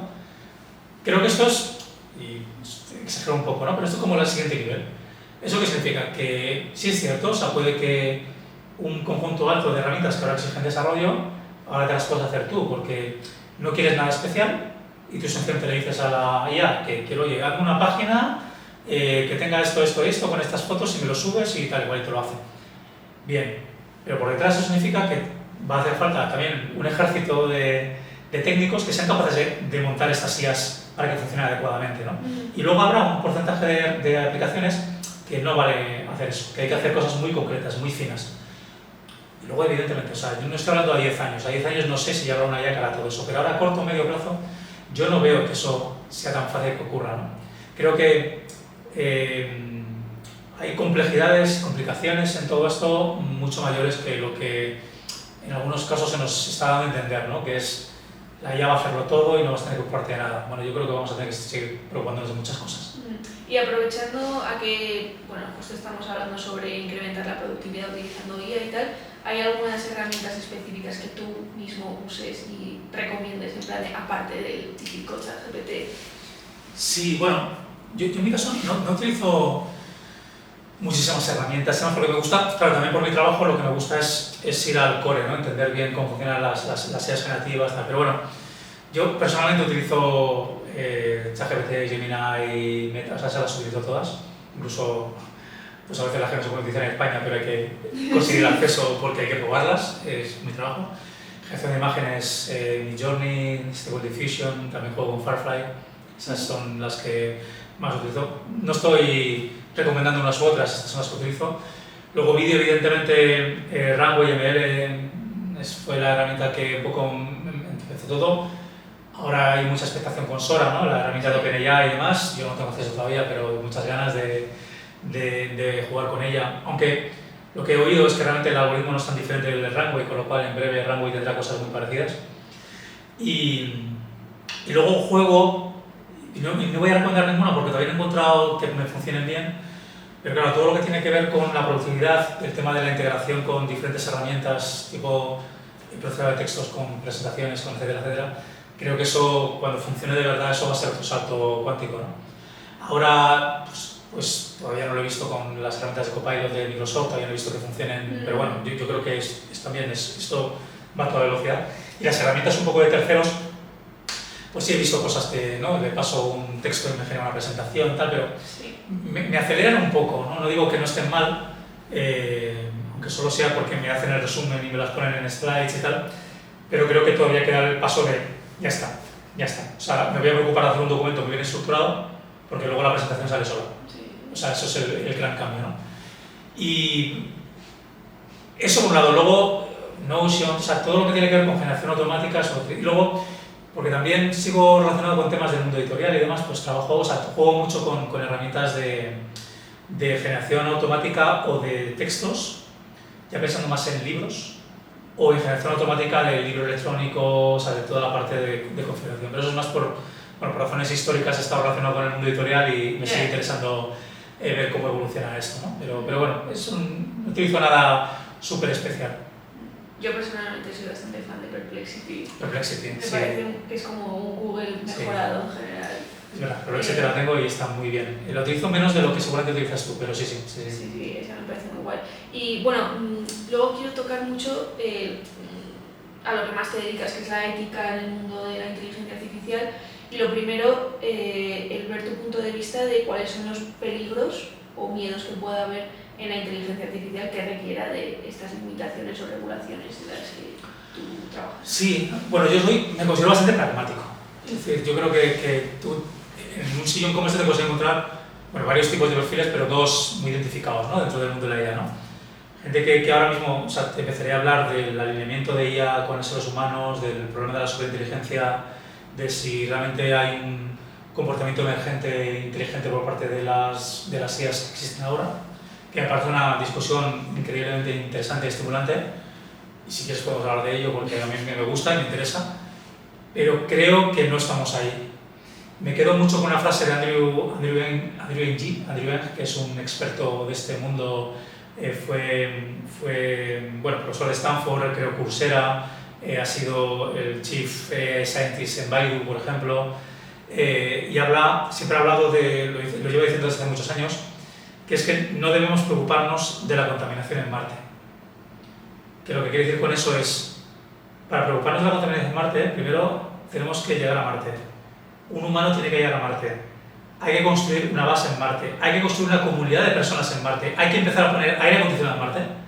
Y cuando lleguemos a eso, empezamos a preocuparnos de la contaminación en Marte. ¿Vale? Preocuparnos de cosas que están todavía muy lejos, yo creo que corre el riesgo de que nos olvidemos, aposta o no, de los problemas reales que tiene la IA.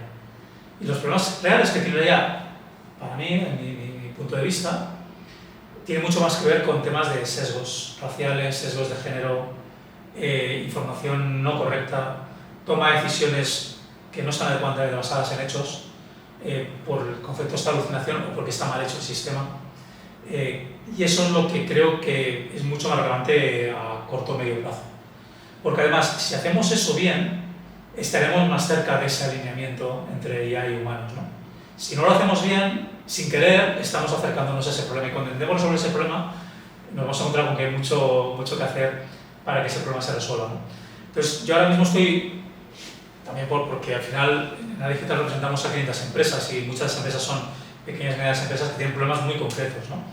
Y los problemas concretos que vemos es, oye, cuando tú estás pidiendo datos, estás teniendo en cuenta, haces un análisis de sesgo adecuado, ¿vale? Aunque no pidas el género de una persona, puedes generar un sesgo implícito porque no te estoy pidiendo tu género, pero resulta que si te pido la localidad donde vives, y eso sin querer está generando un sesgo implícito sobre ti, ¿vale? Porque, por ejemplo, en Estados Unidos ocurre mucho, hay guetos, hay áreas concretas, tal.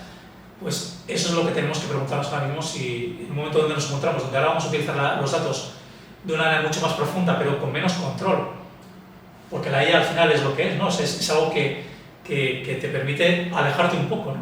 O sea, siempre digo lo mismo, o sea, la diferencia es que, lo hablábamos antes de los algoritmos, ¿no? Un algoritmo normal, eres tú quien crea el algoritmo. Sí.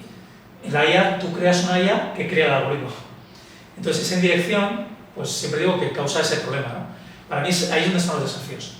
En la falta de representatividad, en el análisis de sesgos, en todo el tema de sostenibilidad, ¿no? Del gasto energético y de hacerlo bien, de manera inteligente, ¿no? Es que esto gasta mucho. Esto gasta mucho, pero el resultado es tan increíble que merece la pena ese gasto, porque si no nos gastaríamos mucho más si lo hiciéramos a mano, por así decirlo. Todo ese tipo de temas relacionados con ética y responsabilidad son los que creo que tienen sentido, ¿no? Y luego, si quieres, o en un bar, hablamos de, oye, que esto, para que esto funcione, o sea, si esto funciona, nos va a llevar a que va a haber sistemas muy inteligentes, que pueden ser incluso más inteligentes que nosotros. ¿A dónde puede llevar esto? Pero entonces, por entenderlo mejor, ¿puedes ponerme un ejemplo de una hipotética empresa que no siga nada la ética, en plan, no, a digital no existiese y hiciese lo que le diese la gana, versus existe la ética y la aplican? Sí, perfecto. Mira, te voy a intentar explicar, además, en términos que ahora mismo ya están muy claros y luego se entienden bien, ¿no? Que es el tema de principios éticos, ¿vale? Que esto a mí me hace mucha gracia, ¿no? Porque estamos hablando en un podcast de principios éticos, cosa que hace 10 años no hablaríamos nunca de esto, ¿no? Pero eso me parece que estamos en un momento muy interesante. Una empresa, siguiendo lo que me preguntabas, ¿no? Una empresa que pasa de todo, ¿no? No estamos tan lejos de eso, ¿no? Yo hasta hace 5 años, cuando creaba mis propios modelos para otros y para mí, a mí lo único que me importaba, con total sinceridad, 5 a lo mejor no, pero 8 años, es que funcionase y que no se cayese.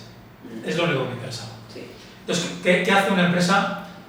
Y no por malicia, sino sencillamente por desconocimiento, ¿no? Es que no haga bien las cosas. Cojo los datos sin preocuparme de dónde vienen, no hago un tratamiento de esos datos adecuado para que estén bien organizados y la IA entienda bien lo que son esos datos, y no se los paso a tal. El entrenamiento solo me baso en fiabilidad, es decir, que responda adecuadamente según los parámetros que he definido, sin entender muy bien cómo los he definido, y eso lo paso a producción. ¿Vale? Ya está. Entonces, ¿qué puede ocurrir? Pues en muchos casos no va a pasar nada, pero puede haber casos en los que, por ejemplo, esos datos, por ejemplo, venían con sesgos de género, ¿vale? O de raza, por seguir con los ejemplos de antes, o de clase.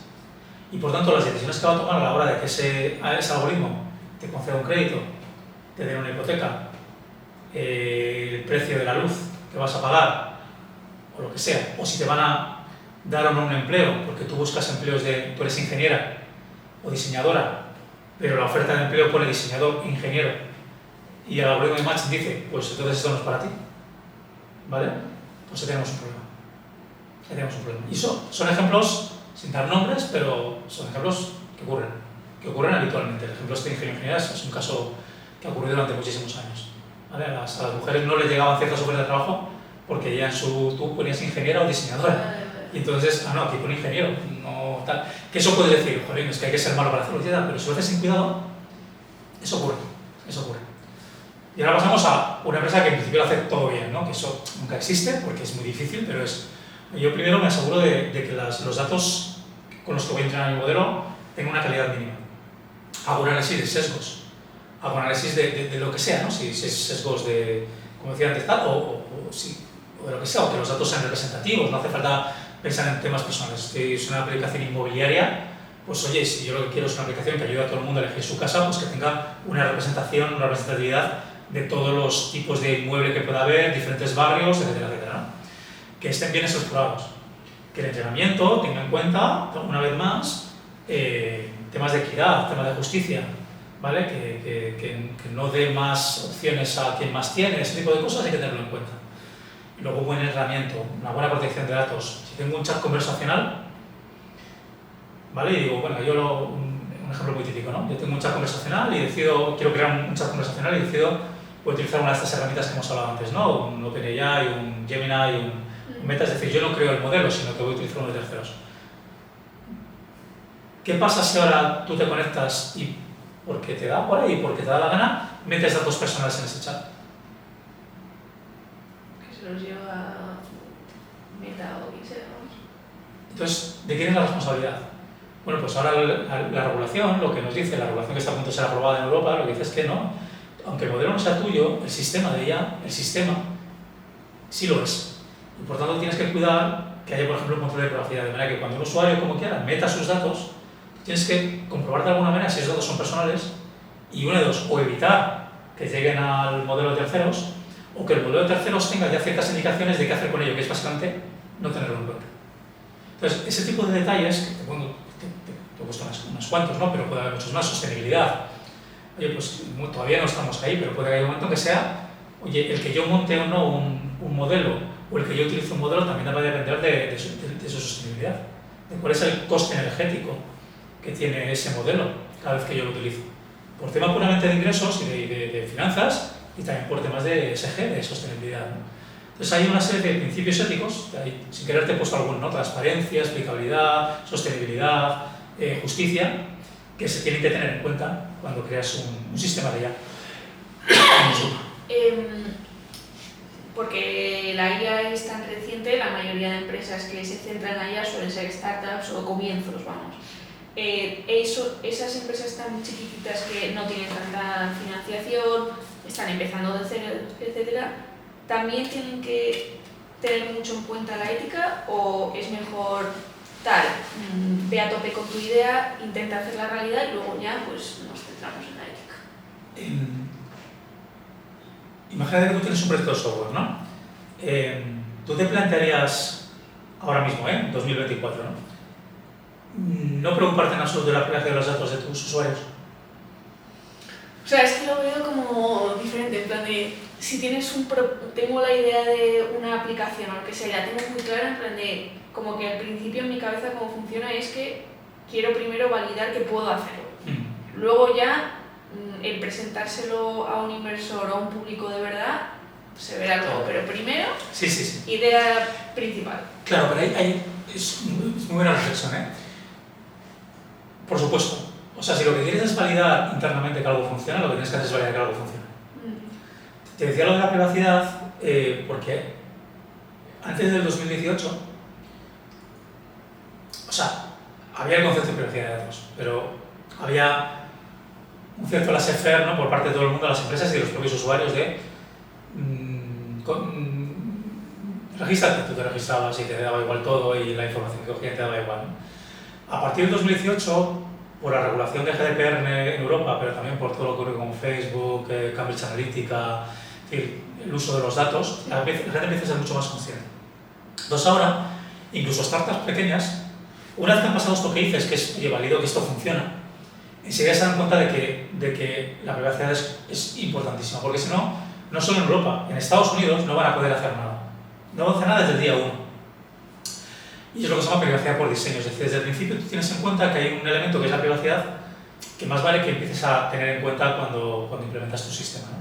Como bien dices, no quizá desde el día 1, pero a lo mejor el día 3. Vale. Creo que estos temas de ética o de responsabilidad en la parte de IA es lo que terminará ocurriendo, ¿no? Terminará ocurriendo que dentro de unos años, tú cuando quieres montar un sistema de inteligencia artificial o lo que se llame en ese momento, por supuesto primero harás una evaluación técnica de que eso funcione. Pero en cuanto lo quieras plantear y sacarlo al mercado, aunque sea en modo MVP, en modo prueba, etc., vas a ser consciente de que hay una serie de elementos que también tienes que tener preparados antes de poder sacarlo al mercado. Porque si no vas a tener a todo el mundo encima de ti y no te van a dejar salir, ¿no? Y porque, o sea, más allá de que éticamente eso sea lo correcto, es que regulatoriamente no vas a poder sacarlo. Y repito, no solo en Europa. Ahora siempre hablamos de Europa, el efecto Bruselas que se llama, que es que la parte regulatoria europea al final termina afectando al resto de los países del mundo y que el GDPR inmediatamente fue básicamente copiado o duplicado en la ley californiana, por ejemplo, o sea que te da igual donde estés, creo que va a ocurrir algo parecido. Pero queda. Porque ahora es verdad que incluso, ya digo, yo por suerte las empresas con las que trabajamos no tienen malicia en esto, sencillamente muchas veces es desconocimiento. Porque además estamos todos aprendiendo, ¿eh? O sea, no, yo el primero, o sea, aquí esto va a mucha velocidad, pero el ser muy conscientes desde el principio de cuidado, que es que si no tienes bien documentado tu sistema de IA, si no transparentas algunas de las cosas que haces, si no pues a lo mejor no te pasa nada, pero es probable que sí. Porque hay mucha gente con la que hablo, pues sobre todo en Europa, que está preocupada con lo de que haya tanta regulación en Europa sobre estas nuevas startups, porque lo que pasa, o de lo que se quejan, es que dicen, joder, es que aquí hay mucha regulación, pero que todavía no ha llegado a Estados Unidos o a otros países, y ellos me adelantan, no puedo hacer nada. Sí. ¿Cómo se puede hacer algo con esto? ¿Empujar a Estados Unidos o al resto de países? Ese es uno de los desafíos que tenemos, y yo he estado involucrado este último año con la digital en el tema de la regulación de la IA en Europa, que está a punto de ser aprobada y demás. Ha sido bueno, varios años, ¿no? Pero yo he estado, el último año lo he visto muy de cerca, y es uno de los grandes desafíos, ¿no? Que es, creo que crear una regulación de la IA desde el punto de vista de seguridad de producto, creo que tiene todo el sentido. Tú no quieres, igual que tú, cuando vas a hacerte una radiografía, esperas que esa máquina haya sido evaluada muchas veces. Pues hay sistemas de IA que son igual de peligrosos y tienen un riesgo muy alto, y eso creo que poca gente estará en contra de eso. Pero es verdad que hay un riesgo de sobreregulación en Europa. De hecho, en los últimos 5 años ha habido mucha regulación en Europa relacionada con la tecnología. Y esto lo que ha creado es una especie de matriz de dependencias entre regulaciones, ¿no? Con lo cual ahora mismo está el reglamento de IA, pero también está el reglamento de servicio de datos, el reglamento de gestión de datos, el Data Act. O sea, hay un montón de cosas, y luego directivas más pequeñas y demás, que tú coges un sistema que utiliza IA y se ve afectado por un montón de ellos, ¿no? Entonces, no solo que tengas una ley como la de IA que sea grande y compleja, porque lo es, sino que además tú como startup, cuando te vayas a poner a ello, es que tienes que pensar no solo en esas, sino en muchas otras que potencialmente también te afectan, ¿no? Entonces es uno de los temas que nosotros aquí también peleamos, ¿no? Un poco, que es, disculpa, y más allá de que las regulaciones ya están prácticamente todas aceptadas, ¿cómo se van a implementar? Y cómo se van a implementar no solo para que no afecten a la competitividad, porque yo puedo estar de acuerdo en que si haces bien las cosas, incluso una startup, tu competitividad la puedes mantener porque vas a ser muy seguro y vas a ser muy fiable en muchas cosas, sino cómo se puede aumentar esa competitividad, porque el problema es que Europa está por detrás en temas de competitividad. Y esa es la parte que, por lo menos mi punto de vista y también el de digital, es que hay mucho trabajo por hacer. porque es lo que dices. No es que no haya legislación en Reino Unido o en Estados Unidos, existe. Lo que pasa es que es una regulación mucho más sectorial. En Estados Unidos se está haciendo, aparte de que va por estados, en muchos casos, de pocas leyes federales, hay mucha regulación muy sectorial, por lo cual va mucho más hablando de, para este caso concreto, así es como tienes que regular tuya. Aquí se ha creado una regulación mucho más amplia. Por una parte tiene muchas ventajas, el que es una regulación amplia, todo el mundo conoce las reglas del juego. Pero nos queda cómo se va a implementar esto y si realmente cuando una startup vaya a implementarlo, pues qué va a ocurrir. Este es un documento de la propia Comisión Europea, o sea, esto no es que lo diga un tercero, en el que dice que el coste medio de creación de un sistema de calidad, de gestión de calidad, para poder cumplir con la ley cuando el sistema sea de alto riesgo, es de unos 300.000 euros al año. Y eso es un documento de la Comisión Europea, no es un documento que diga yo ni nada por el estilo. Entonces, es una estimación, por supuesto, y seguramente eso terminará bajando, pero claro, una startup, el tener que ir a buscar inversión y decirle al inversor que 300.000 euros de lo que pida va a ser o 150.000 para montar un sistema de gestión de calidad solo para pues eso lo que puede provocar, es que las empresas europeas, una de dos, o no hagan IA, o se vayan a otro sitio, o no creen sistemas de IA de alto riesgo. Claro, dices, pues que no creen las de alto riesgo, pero es que las de alto riesgo son también muchas de las de alto impacto. Y con las de alto impacto es con las que tienes una mejora de la sociedad, ¿no? O sea, hacer un chat está muy bien, pero hombre, el impacto es relativo, ¿no? Cuando te estás metiendo en sistemas de IA que realmente pueden ayudar a mejorar la salud, mejorar el transporte, las infraestructuras críticas, etcétera, y ser más eficiente y hacer las cosas mejor, pues sí, claro, hay un riesgo que hay que ver cómo equilibrar.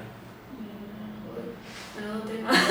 Sí, es un tema que yo he aprendido en este último año, pero es fascinante porque es este equilibrio, ¿no?, entre la tecnología pura, ¿no?, que es yo quiero hacer. Yo vengo de ese mundo, o sea, y creo que sigo estando en ese mundo. A mí me gusta, como decía un compañero mío hace mucho tiempo, hacer magdalenas, ¿no? No hablar de magdalenas, vamos a hacer magdalenas. Sí. Pero claro, es que la parte ética, más que la parte ética, nosotros nos gusta llevarlo más responsable, ¿no? Responsabilidad y a responsable. Pues tiene que ver con, es que las tecnologías ahora afectan a la sociedad. Y si afectan a la sociedad hay que ser responsable con ellas. No vale yo tiro para adelante y a ver qué pasa. Y por curiosidad, en plan rápido,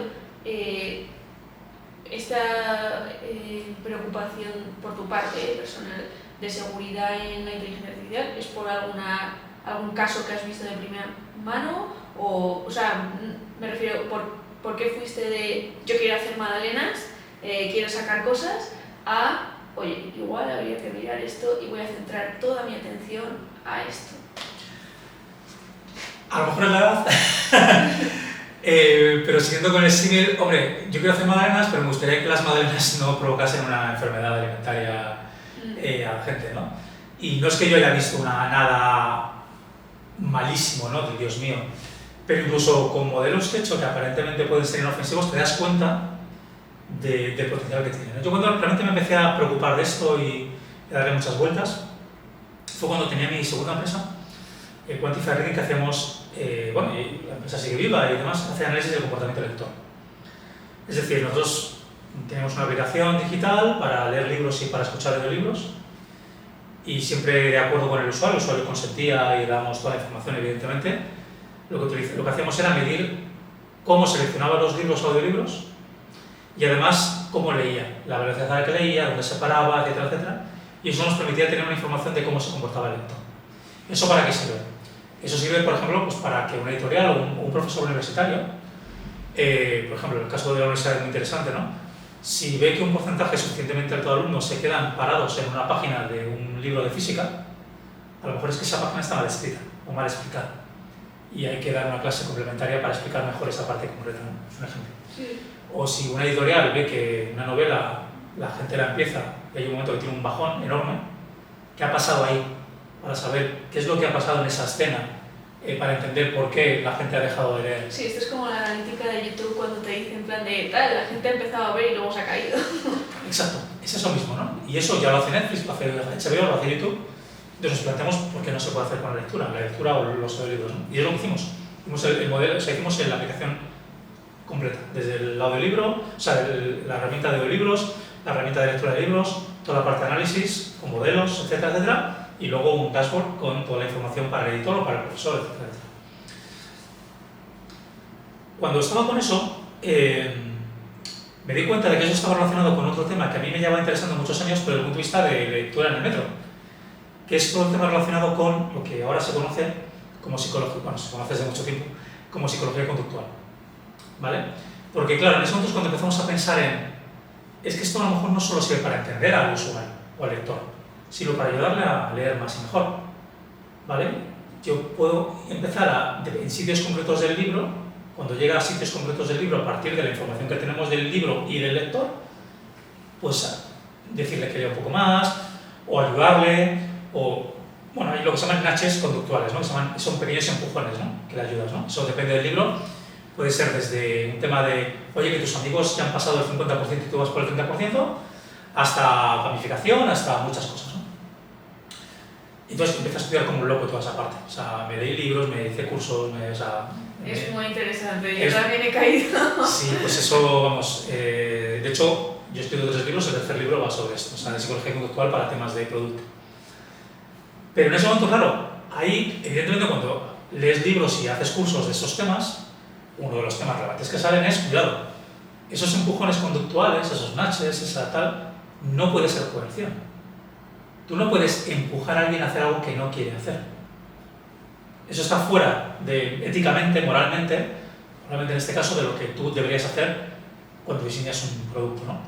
Entonces, cuando empecé a darle vueltas, que oye, cuidado, que es que tenemos que tener mucho cuidado cuando hacemos nuestras intervenciones, que se llaman, ¿no? De que sea siempre porque quiere el usuario quiere leer más, quiere leer mejor. No le podemos forzar a leer, ¿vale? Y ahí, claro, como estamos haciendo modelos, yo creo que ahí es cuando empecé a juntar las dos cosas, ¿no? Pues hacemos modelos para hacer cosas interesantes, pero cuidado, porque esos modelos más todo lo que hacemos alrededor podría tener un efecto pernicioso. Y bueno, pues eso poco a poco me ha ido llevando a darle importancia a esto, ¿no? Bueno, y ahí puedes meter el mundo de las redes sociales, que es justo un poco eso de, pues a través de esos trucos que hay, psicológicos, te hacen pues, que consumas más, que estés más tiempo, que claro, percibas las cosas de otra manera. Y bueno, pues la IA también tendrá un efecto junto a las redes sociales en un futuro. Es que, claro, esto empezó a conocerse por el famoso documental de la red social, el dilema social, perdón, que es cuando se habló de todo este tema, ¿no? Y claro, para mí, yo ya, justo cuando salió el documental, yo ya estaba en medio de esto, estudiándolo, y claro, yo lo veo de una manera más positiva, es decir, como todo, como la IA, como todo, ¿no? Creo que estos hacks, estos, como dices, pueden tener un efecto muy beneficioso, pues para pérdida de peso, dejar de fumar, para estudiar más, para no sé qué tal, si se hacen bien, si se implementan bien. Y si eres muy consciente de que el sistema dopaminérgico vale lo mismo para habituarte a algo o para convertirlo en una adicción. Y hay una línea muy fina entre eso, ¿no?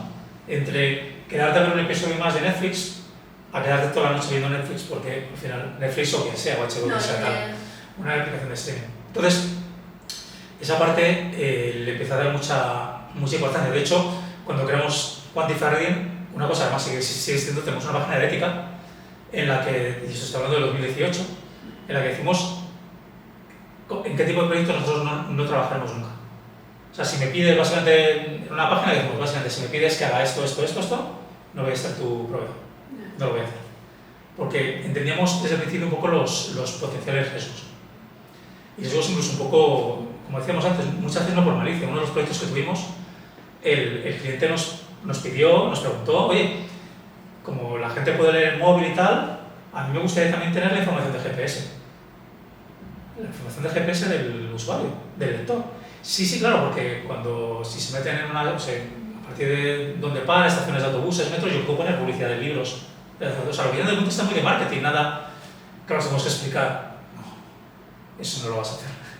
O sea, un usuario, o sea, no le puedes pedir la información del GPS, no tiene ningún sentido hacer esto. Es demasiado, o sea, es lo que dice la propia ley, ¿no? Es la información que tienes va mucho más allá de la necesidad real. La necesidad real es para poner un anuncio de marketing, pues pregúntale en qué sitios está y ya está, pregúntaselo tú, pero no se lo cojas, ¿no? Entonces, ese tipo de experiencias que no eran a vida o muerte, es cuando empiezas a darle vueltas que tiene mucho sentido el concepto de ética / responsabilidad cuando estás haciendo este tipo de sistemas. Sí, pero yo lo pienso luego y digo, vale, tú puedes poner un montón de regulaciones a estas pequeñas empresas, entre comillas, pero en mi cabeza como que siempre va a estar Apple o Samsung o Google, que está 24/7 controlándote todo, ¿sabes? En plan de ellos se van a quedar con toda la información, mientras que las otras empresitas van a estar reguladas. Bueno, yo creo que la regulación ahora mismo, la regulación europea está muy centrada en las grandes empresas, ¿eh? Muy centrada en las grandes empresas. De hecho, el problema que vemos es que muchas veces está tan centrada en las grandes empresas que a veces que hay riesgo de que no se acuerde de las pequeñas y por tanto las empresas pequeñas se ven tan afectadas como las grandes. Pero la DSA, por ejemplo, la DMA son regulaciones que están muy centradas en grandes empresas de más de 40 millones de usuarios, etcétera, un poco para tener ese control. Entonces lo que decimos es, bueno, pues habrá que ver para esas grandes empresas que tiene sentido o no tiene sentido, pero que no se nos olvide nunca esa pequeña empresa que quiere hacer algo parecido a lo que hace la gran empresa, pero pequeño, y que a lo mejor hay unas cláusulas ahí que le están parando del todo. ¿Sí? Entonces ahí, bueno, por ejemplo, la regulación de la IA tiene algunas cláusulas en algunos artículos que hablan explícitamente de que las startups y pequeñas empresas pues no van a estar tan auditadas, digamos, por así decirlo, como las grandes, ¿no? O sea, van a tener un poquito más de capacidad para poder crecer antes de que tengan que preocuparse de todas estas cosas. Pero aún así hay algunas frases, digamos, algunos párrafos que son demasiado ambiguos. Y entonces, bueno, pues vamos a tener que esperar a la implementación y mientras nosotros seguir empujando que se tenga en cuenta ese tipo de empresas. Y, a ver, ya para terminar, creo, por no hacerlo muy largo para el público y tal, hay una pregunta que se hace mucho en el mundo de la inteligencia artificial, que la has comentado brevemente antes, que es lo de la inteligencia artificial general. En plan, el AGI este famoso, que es como, eso va a ser la mayor revolución que hay. Hay gente que piensa que queda muchísimo y otra gente que dice en plan de, oye, pues igual no queda tanto, ¿sabes? ¿Cuál es tu opinión? Creo que la inteligencia artificial general va a llegar cuando queramos que llegue. Bueno, espera, primero, sí. ¿Qué es? Porque sí, por eso, sí, claro, es que es muy bien, iba a decir eso, ¿no? Porque el tema es que, claro, la definición de inteligencia artificial general es tan genérica que cuando queramos que llegue va a llegar, porque cambiaremos la definición y ya está. Y lo digo con un poco de retranca, pero creo que por ahí van los tiros. A ver, la inteligencia artificial general, yo creo que hay dos conceptos que a veces se juntan, ¿no? Y yo creo, bueno, que nos lo hemos inventado todo, pero la inteligencia artificial general es un sistema de inteligencia artificial que tiene un conocimiento tal y una capacidad de reflexión, ¿no? De procesamiento de la información tal, que es capaz de llegar a los mismos resultados en cualquier área, o prácticamente cualquier área de conocimiento, que cualquier ser humano, o mejor. ¿Vale? Es decir, le pidas lo que le pidas, lo va a hacer igual o mejor que un ser humano. Que el mejor ser humano que haga eso. Compone una canción, una de las mejores canciones que se ha compuesto. O sea, que no está limitado por ejemplo, la cantidad de datos que tiene. Claro, ya ha llegado un momento en que es capaz de, no solo de los datos, sino es capaz de, si tú me pides esto, pues lo hago y lo acepta. Quiero que me diseñes un edificio, te va a hacer un edificio perfecto, o sea, igual que un ser humano. Cualquier cosa que le pidas. ¿Vale? Esa es lo que es un poco una definición de ágil, ¿no? de inteligencia artificial general. Antes de responderte cuándo creo que llegará o si creo que llegará, por diferenciar entre otro concepto que a veces se junta, que es el de superinteligencia. Superinteligencia es cuando ya esa inteligencia general es, ya ha pasado lo que nosotros podemos hacer. O sea, cualquier cosa que haga lo va a hacer ya muchísimo mejor que lo podemos hacer nosotros. O sea, el diseño del edificio puede que ni entendamos cómo se ha hecho ese diseño. El tema es que funciona. ¿Vale? Y luego hay un tema más para allá, que también se junta a veces, porque es verdad que tendemos a juntarlo, que es el tema de inteligencias artificiales conscientes. O sea, el concepto de conciencia. ¿Vale? Que es el tema, claro, es un tema ya filosófico, ¿vale? Que es el tema de cuando una inteligencia realmente va a ser un ser sintiente o sentiente que va a tener conciencia de sí mismo, ¿no? O sea, de pronto va a decir, si esto soy yo, ¿no? Pues hay un montón de películas, ¿no? Pero, entonces, esos tres niveles a veces cuando en artículos y tal se juntan, ¿no? Porque parece que si llegamos a la AGI, a la inteligencia general, ya vamos a tener entes artificiales con conciencia. No tiene que ser conciencia. O sea, entonces, ¿cuándo vamos a llegar? Si a mí me pregunta, yo creo que todavía queda bastante para llegar a la inteligencia general. Por lo menos como yo la entiendo. Porque como yo lo entiendo es que es capaz de hacer cualquier cosa y hacerlo de una manera parecida como lo hace el ser humano. Yo creo que eso todavía, desde el punto de vista incluso del procesamiento de información y demás, creo que queda muchísimo. Yo creo, o de equivocar, y el año que viene nos reímos, que lo que te decía antes, ¿no? Creo que todavía no estamos con la tecnología que nos va a permitir llegar a esto. ¿Vale? La tecnología que tenemos ahora funciona muy bien, con un coste, por ejemplo, energético enorme. Y como es verdad, y claro, que nosotros tenemos un coste muy pequeño de energético. Nosotros con un par de bocadillos al día funcionamos. Entonces creo que todavía queda muchísimo trabajo por ahí, ¿no? Que dentro de un año, 2 años, 5 años alguien va a decir hemos llegado a la ágil porque hemos llegado a una inteligencia artificial, joder, que se parece muchísimo a eso. Y vamos a decir, bueno, con esto es suficiente para llamarlo ágil. Sí, yo creo que eso vamos a llegar. Creo que alguien dentro de un tiempo, no sé si era un año o 5, dirá, tenemos la ágil. Hemos llegado a la inteligencia artificial general y ahora hablemos de la superinteligencia o de la consciencia o de lo que queramos, ¿no? Pero veremos, es que es súper complicado, eso es un poco como lo veo. Porque es que yo siempre intento pensar como en lo que ha pasado anteriormente y como que, igual me equivoco, pero me recuerda cuando tú pensabas en ChatGPT 2 o 3, que no te parecía increíble, sí. Decías está bien, pero no creo que esto sea revolucionario. Y un año después, el mundo cambia. Y puede ocurrir, ¿eh? Y puede ocurrir, y hay gente a la que respeto que habla, que incluso ahora consideran que realmente está habiendo un comportamiento emergente por parte de los sistemas actuales. Un comportamiento emergente básicamente es que está haciendo cosas para las que no estaba pensado, es que se comporta de maneras que no estaban en los conjuntos de datos. Y eso, hay gente que desde el punto de vista biológico, filosófico, dice que esa es la base de la inteligencia y después de la consciencia, el empezar a tener comportamientos emergentes que no estaban o sea, nuestro cerebro no estaba en pensar en el arte, en la música, en la filosofía. Era sobrevivir a que no nos comieran. Y sin embargo, ese comportamiento emergente surge, ¿no? Sin duda, y a lo mejor dentro de un año estoy diciendo, joder, me he equivocado, ¿qué era? O sea, estamos aquí rodeados de... Lo veo todavía muy complicado, creo que todavía estamos muy lejos, pero evidentemente mañana puede haber creo que con un cambio arquitectónico, o sea, un nuevo paradigma, a lo mejor nos encontramos con él y estamos flipando en colores otra vez. Sí. O sea, me parece curioso porque como que la inteligencia artificial todavía no se entiende del todo cómo funciona dentro, a veces, del todo. Es que eso es parte del misterio que tiene esto, y no lo vamos a entender. Nosotros no conocemos cómo funciona nuestro cerebro. Exacto, es que eso es justo lo que me parece curioso, en plan, lo parecido que es de que no llegamos a comprender ni la inteligencia artificial ni nuestro propio cerebro. Sí, o sea, son temas totalmente diferentes porque aquí, o sea, el cerebro es mucho más complejo, pero al final aquí estamos hablando de que sistemas de deep learning, de aprendizaje profundo, de inteligencia artificial generativa, están utilizando millones, decenas de millones, centenares de millones de parámetros para tomar decisiones. Eso es una de las partes dentro de la responsabilidad, el tema de la explicabilidad. La dificultad de esto es que un coche autónomo, en vez de girar a la izquierda, gira a la derecha y tiene un golpe, atropella a alguien. Y ahora le preguntas al coche autónomo, oye, ¿por qué has girado a la derecha? Te va a decir, mira, no hay ningún problema. Aquí tienes los 200 millones de parámetros y sus valores por los que tomé la decisión de que gira a la derecha. Échale un vistazo. ¿Y tú como humano qué haces? O sea, no tengo ni idea. Lo que se busca son algoritmos que ayuden a decir, bueno, espera.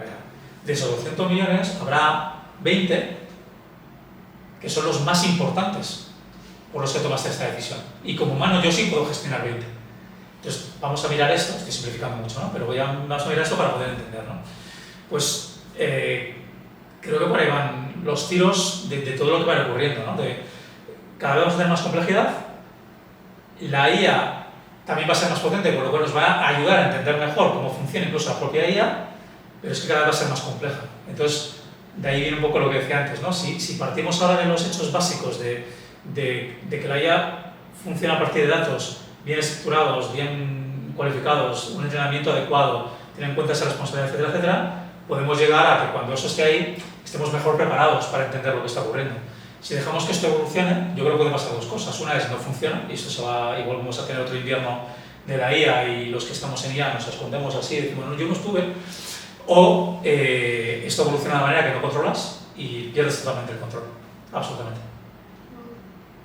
Vale, pues no sé si tienes algunas últimas palabras o después de este final así catastrófico de pues igual todo se va a la mierda. No, de hecho para subirlo al contrario, yo sí, o sea, yo quizá porque lo veo de una parte más pragmática, yo creo, o sea, la primera vez en mi vida yo trabajo en la parte, o sea, llevo trabajando en la parte un poco del de los ordenadores personales, el internet, el móvil, redes sociales, es la primera vez en la que toda la parte de ética y de responsabilidad forma parte de la conversación. Porque incluso, has mencionado antes las redes sociales, esa conversación vino después. Se llegaron a las redes sociales, se armó la que se armó y la gente empezó a hablar de la parte ética. Aquí está ocurriendo desde el principio. Llegan las ideas generativas y la gente empieza a hablar de ese tema. Entonces, para mí eso es una forma, o sea, para mí es una manera, por terminar bien el podcast, una manera, o sea, yo lo veo súper positivo. Y me hace ser muy optimista de cómo se pueden hacer las cosas en los próximos años. Porque hay mucha presión, incluso en la propia sociedad, a que las cosas se hagan bien de verdad esta vez. Y creo que la gente entiende, a veces con demasiado miedo, pero entiende que esto, que esa falta de control que hablábamos antes, es suficientemente importante como para que lo tengamos muy en cuenta, ¿no? Y yo creo que hay una posibilidad enorme de que realmente lo que tengamos dentro de 10 años sea increíble y no nos parezca ciencia ficción, pero habiéndolo controlado nosotros, ¿no? Y yo creo que eso, hay mucha gente trabajando en ello y gente, como te decía antes, académicos, investigadores que hasta hace 5 años, con cariño, pero no los conocía ni su padre, estaban ahí escondidos hablando de IA y ética y tal. Ahora es gente muy relevante, que está teniendo una voz muy importante en las conversaciones. Y yo creo que eso es fundamental para todo lo que viene ahora. Es que no quería terminar catastrofista, yo creo que es un tema apasionante y lo único que tener en cuenta siempre es el chip de cuidado, porque aquí ya no controlamos. Y como no controlamos, pues vamos a tener la cuerda un poquito más corta para que todo vaya bien. Bueno, pues eso es todo. Muchas gracias por toda esta conversación. Yo seguiría hablando toda la vida, la verdad. Y nada, recordar que os podéis suscribir, que eso ayuda mucho, comentar y pues darle a like. Genial.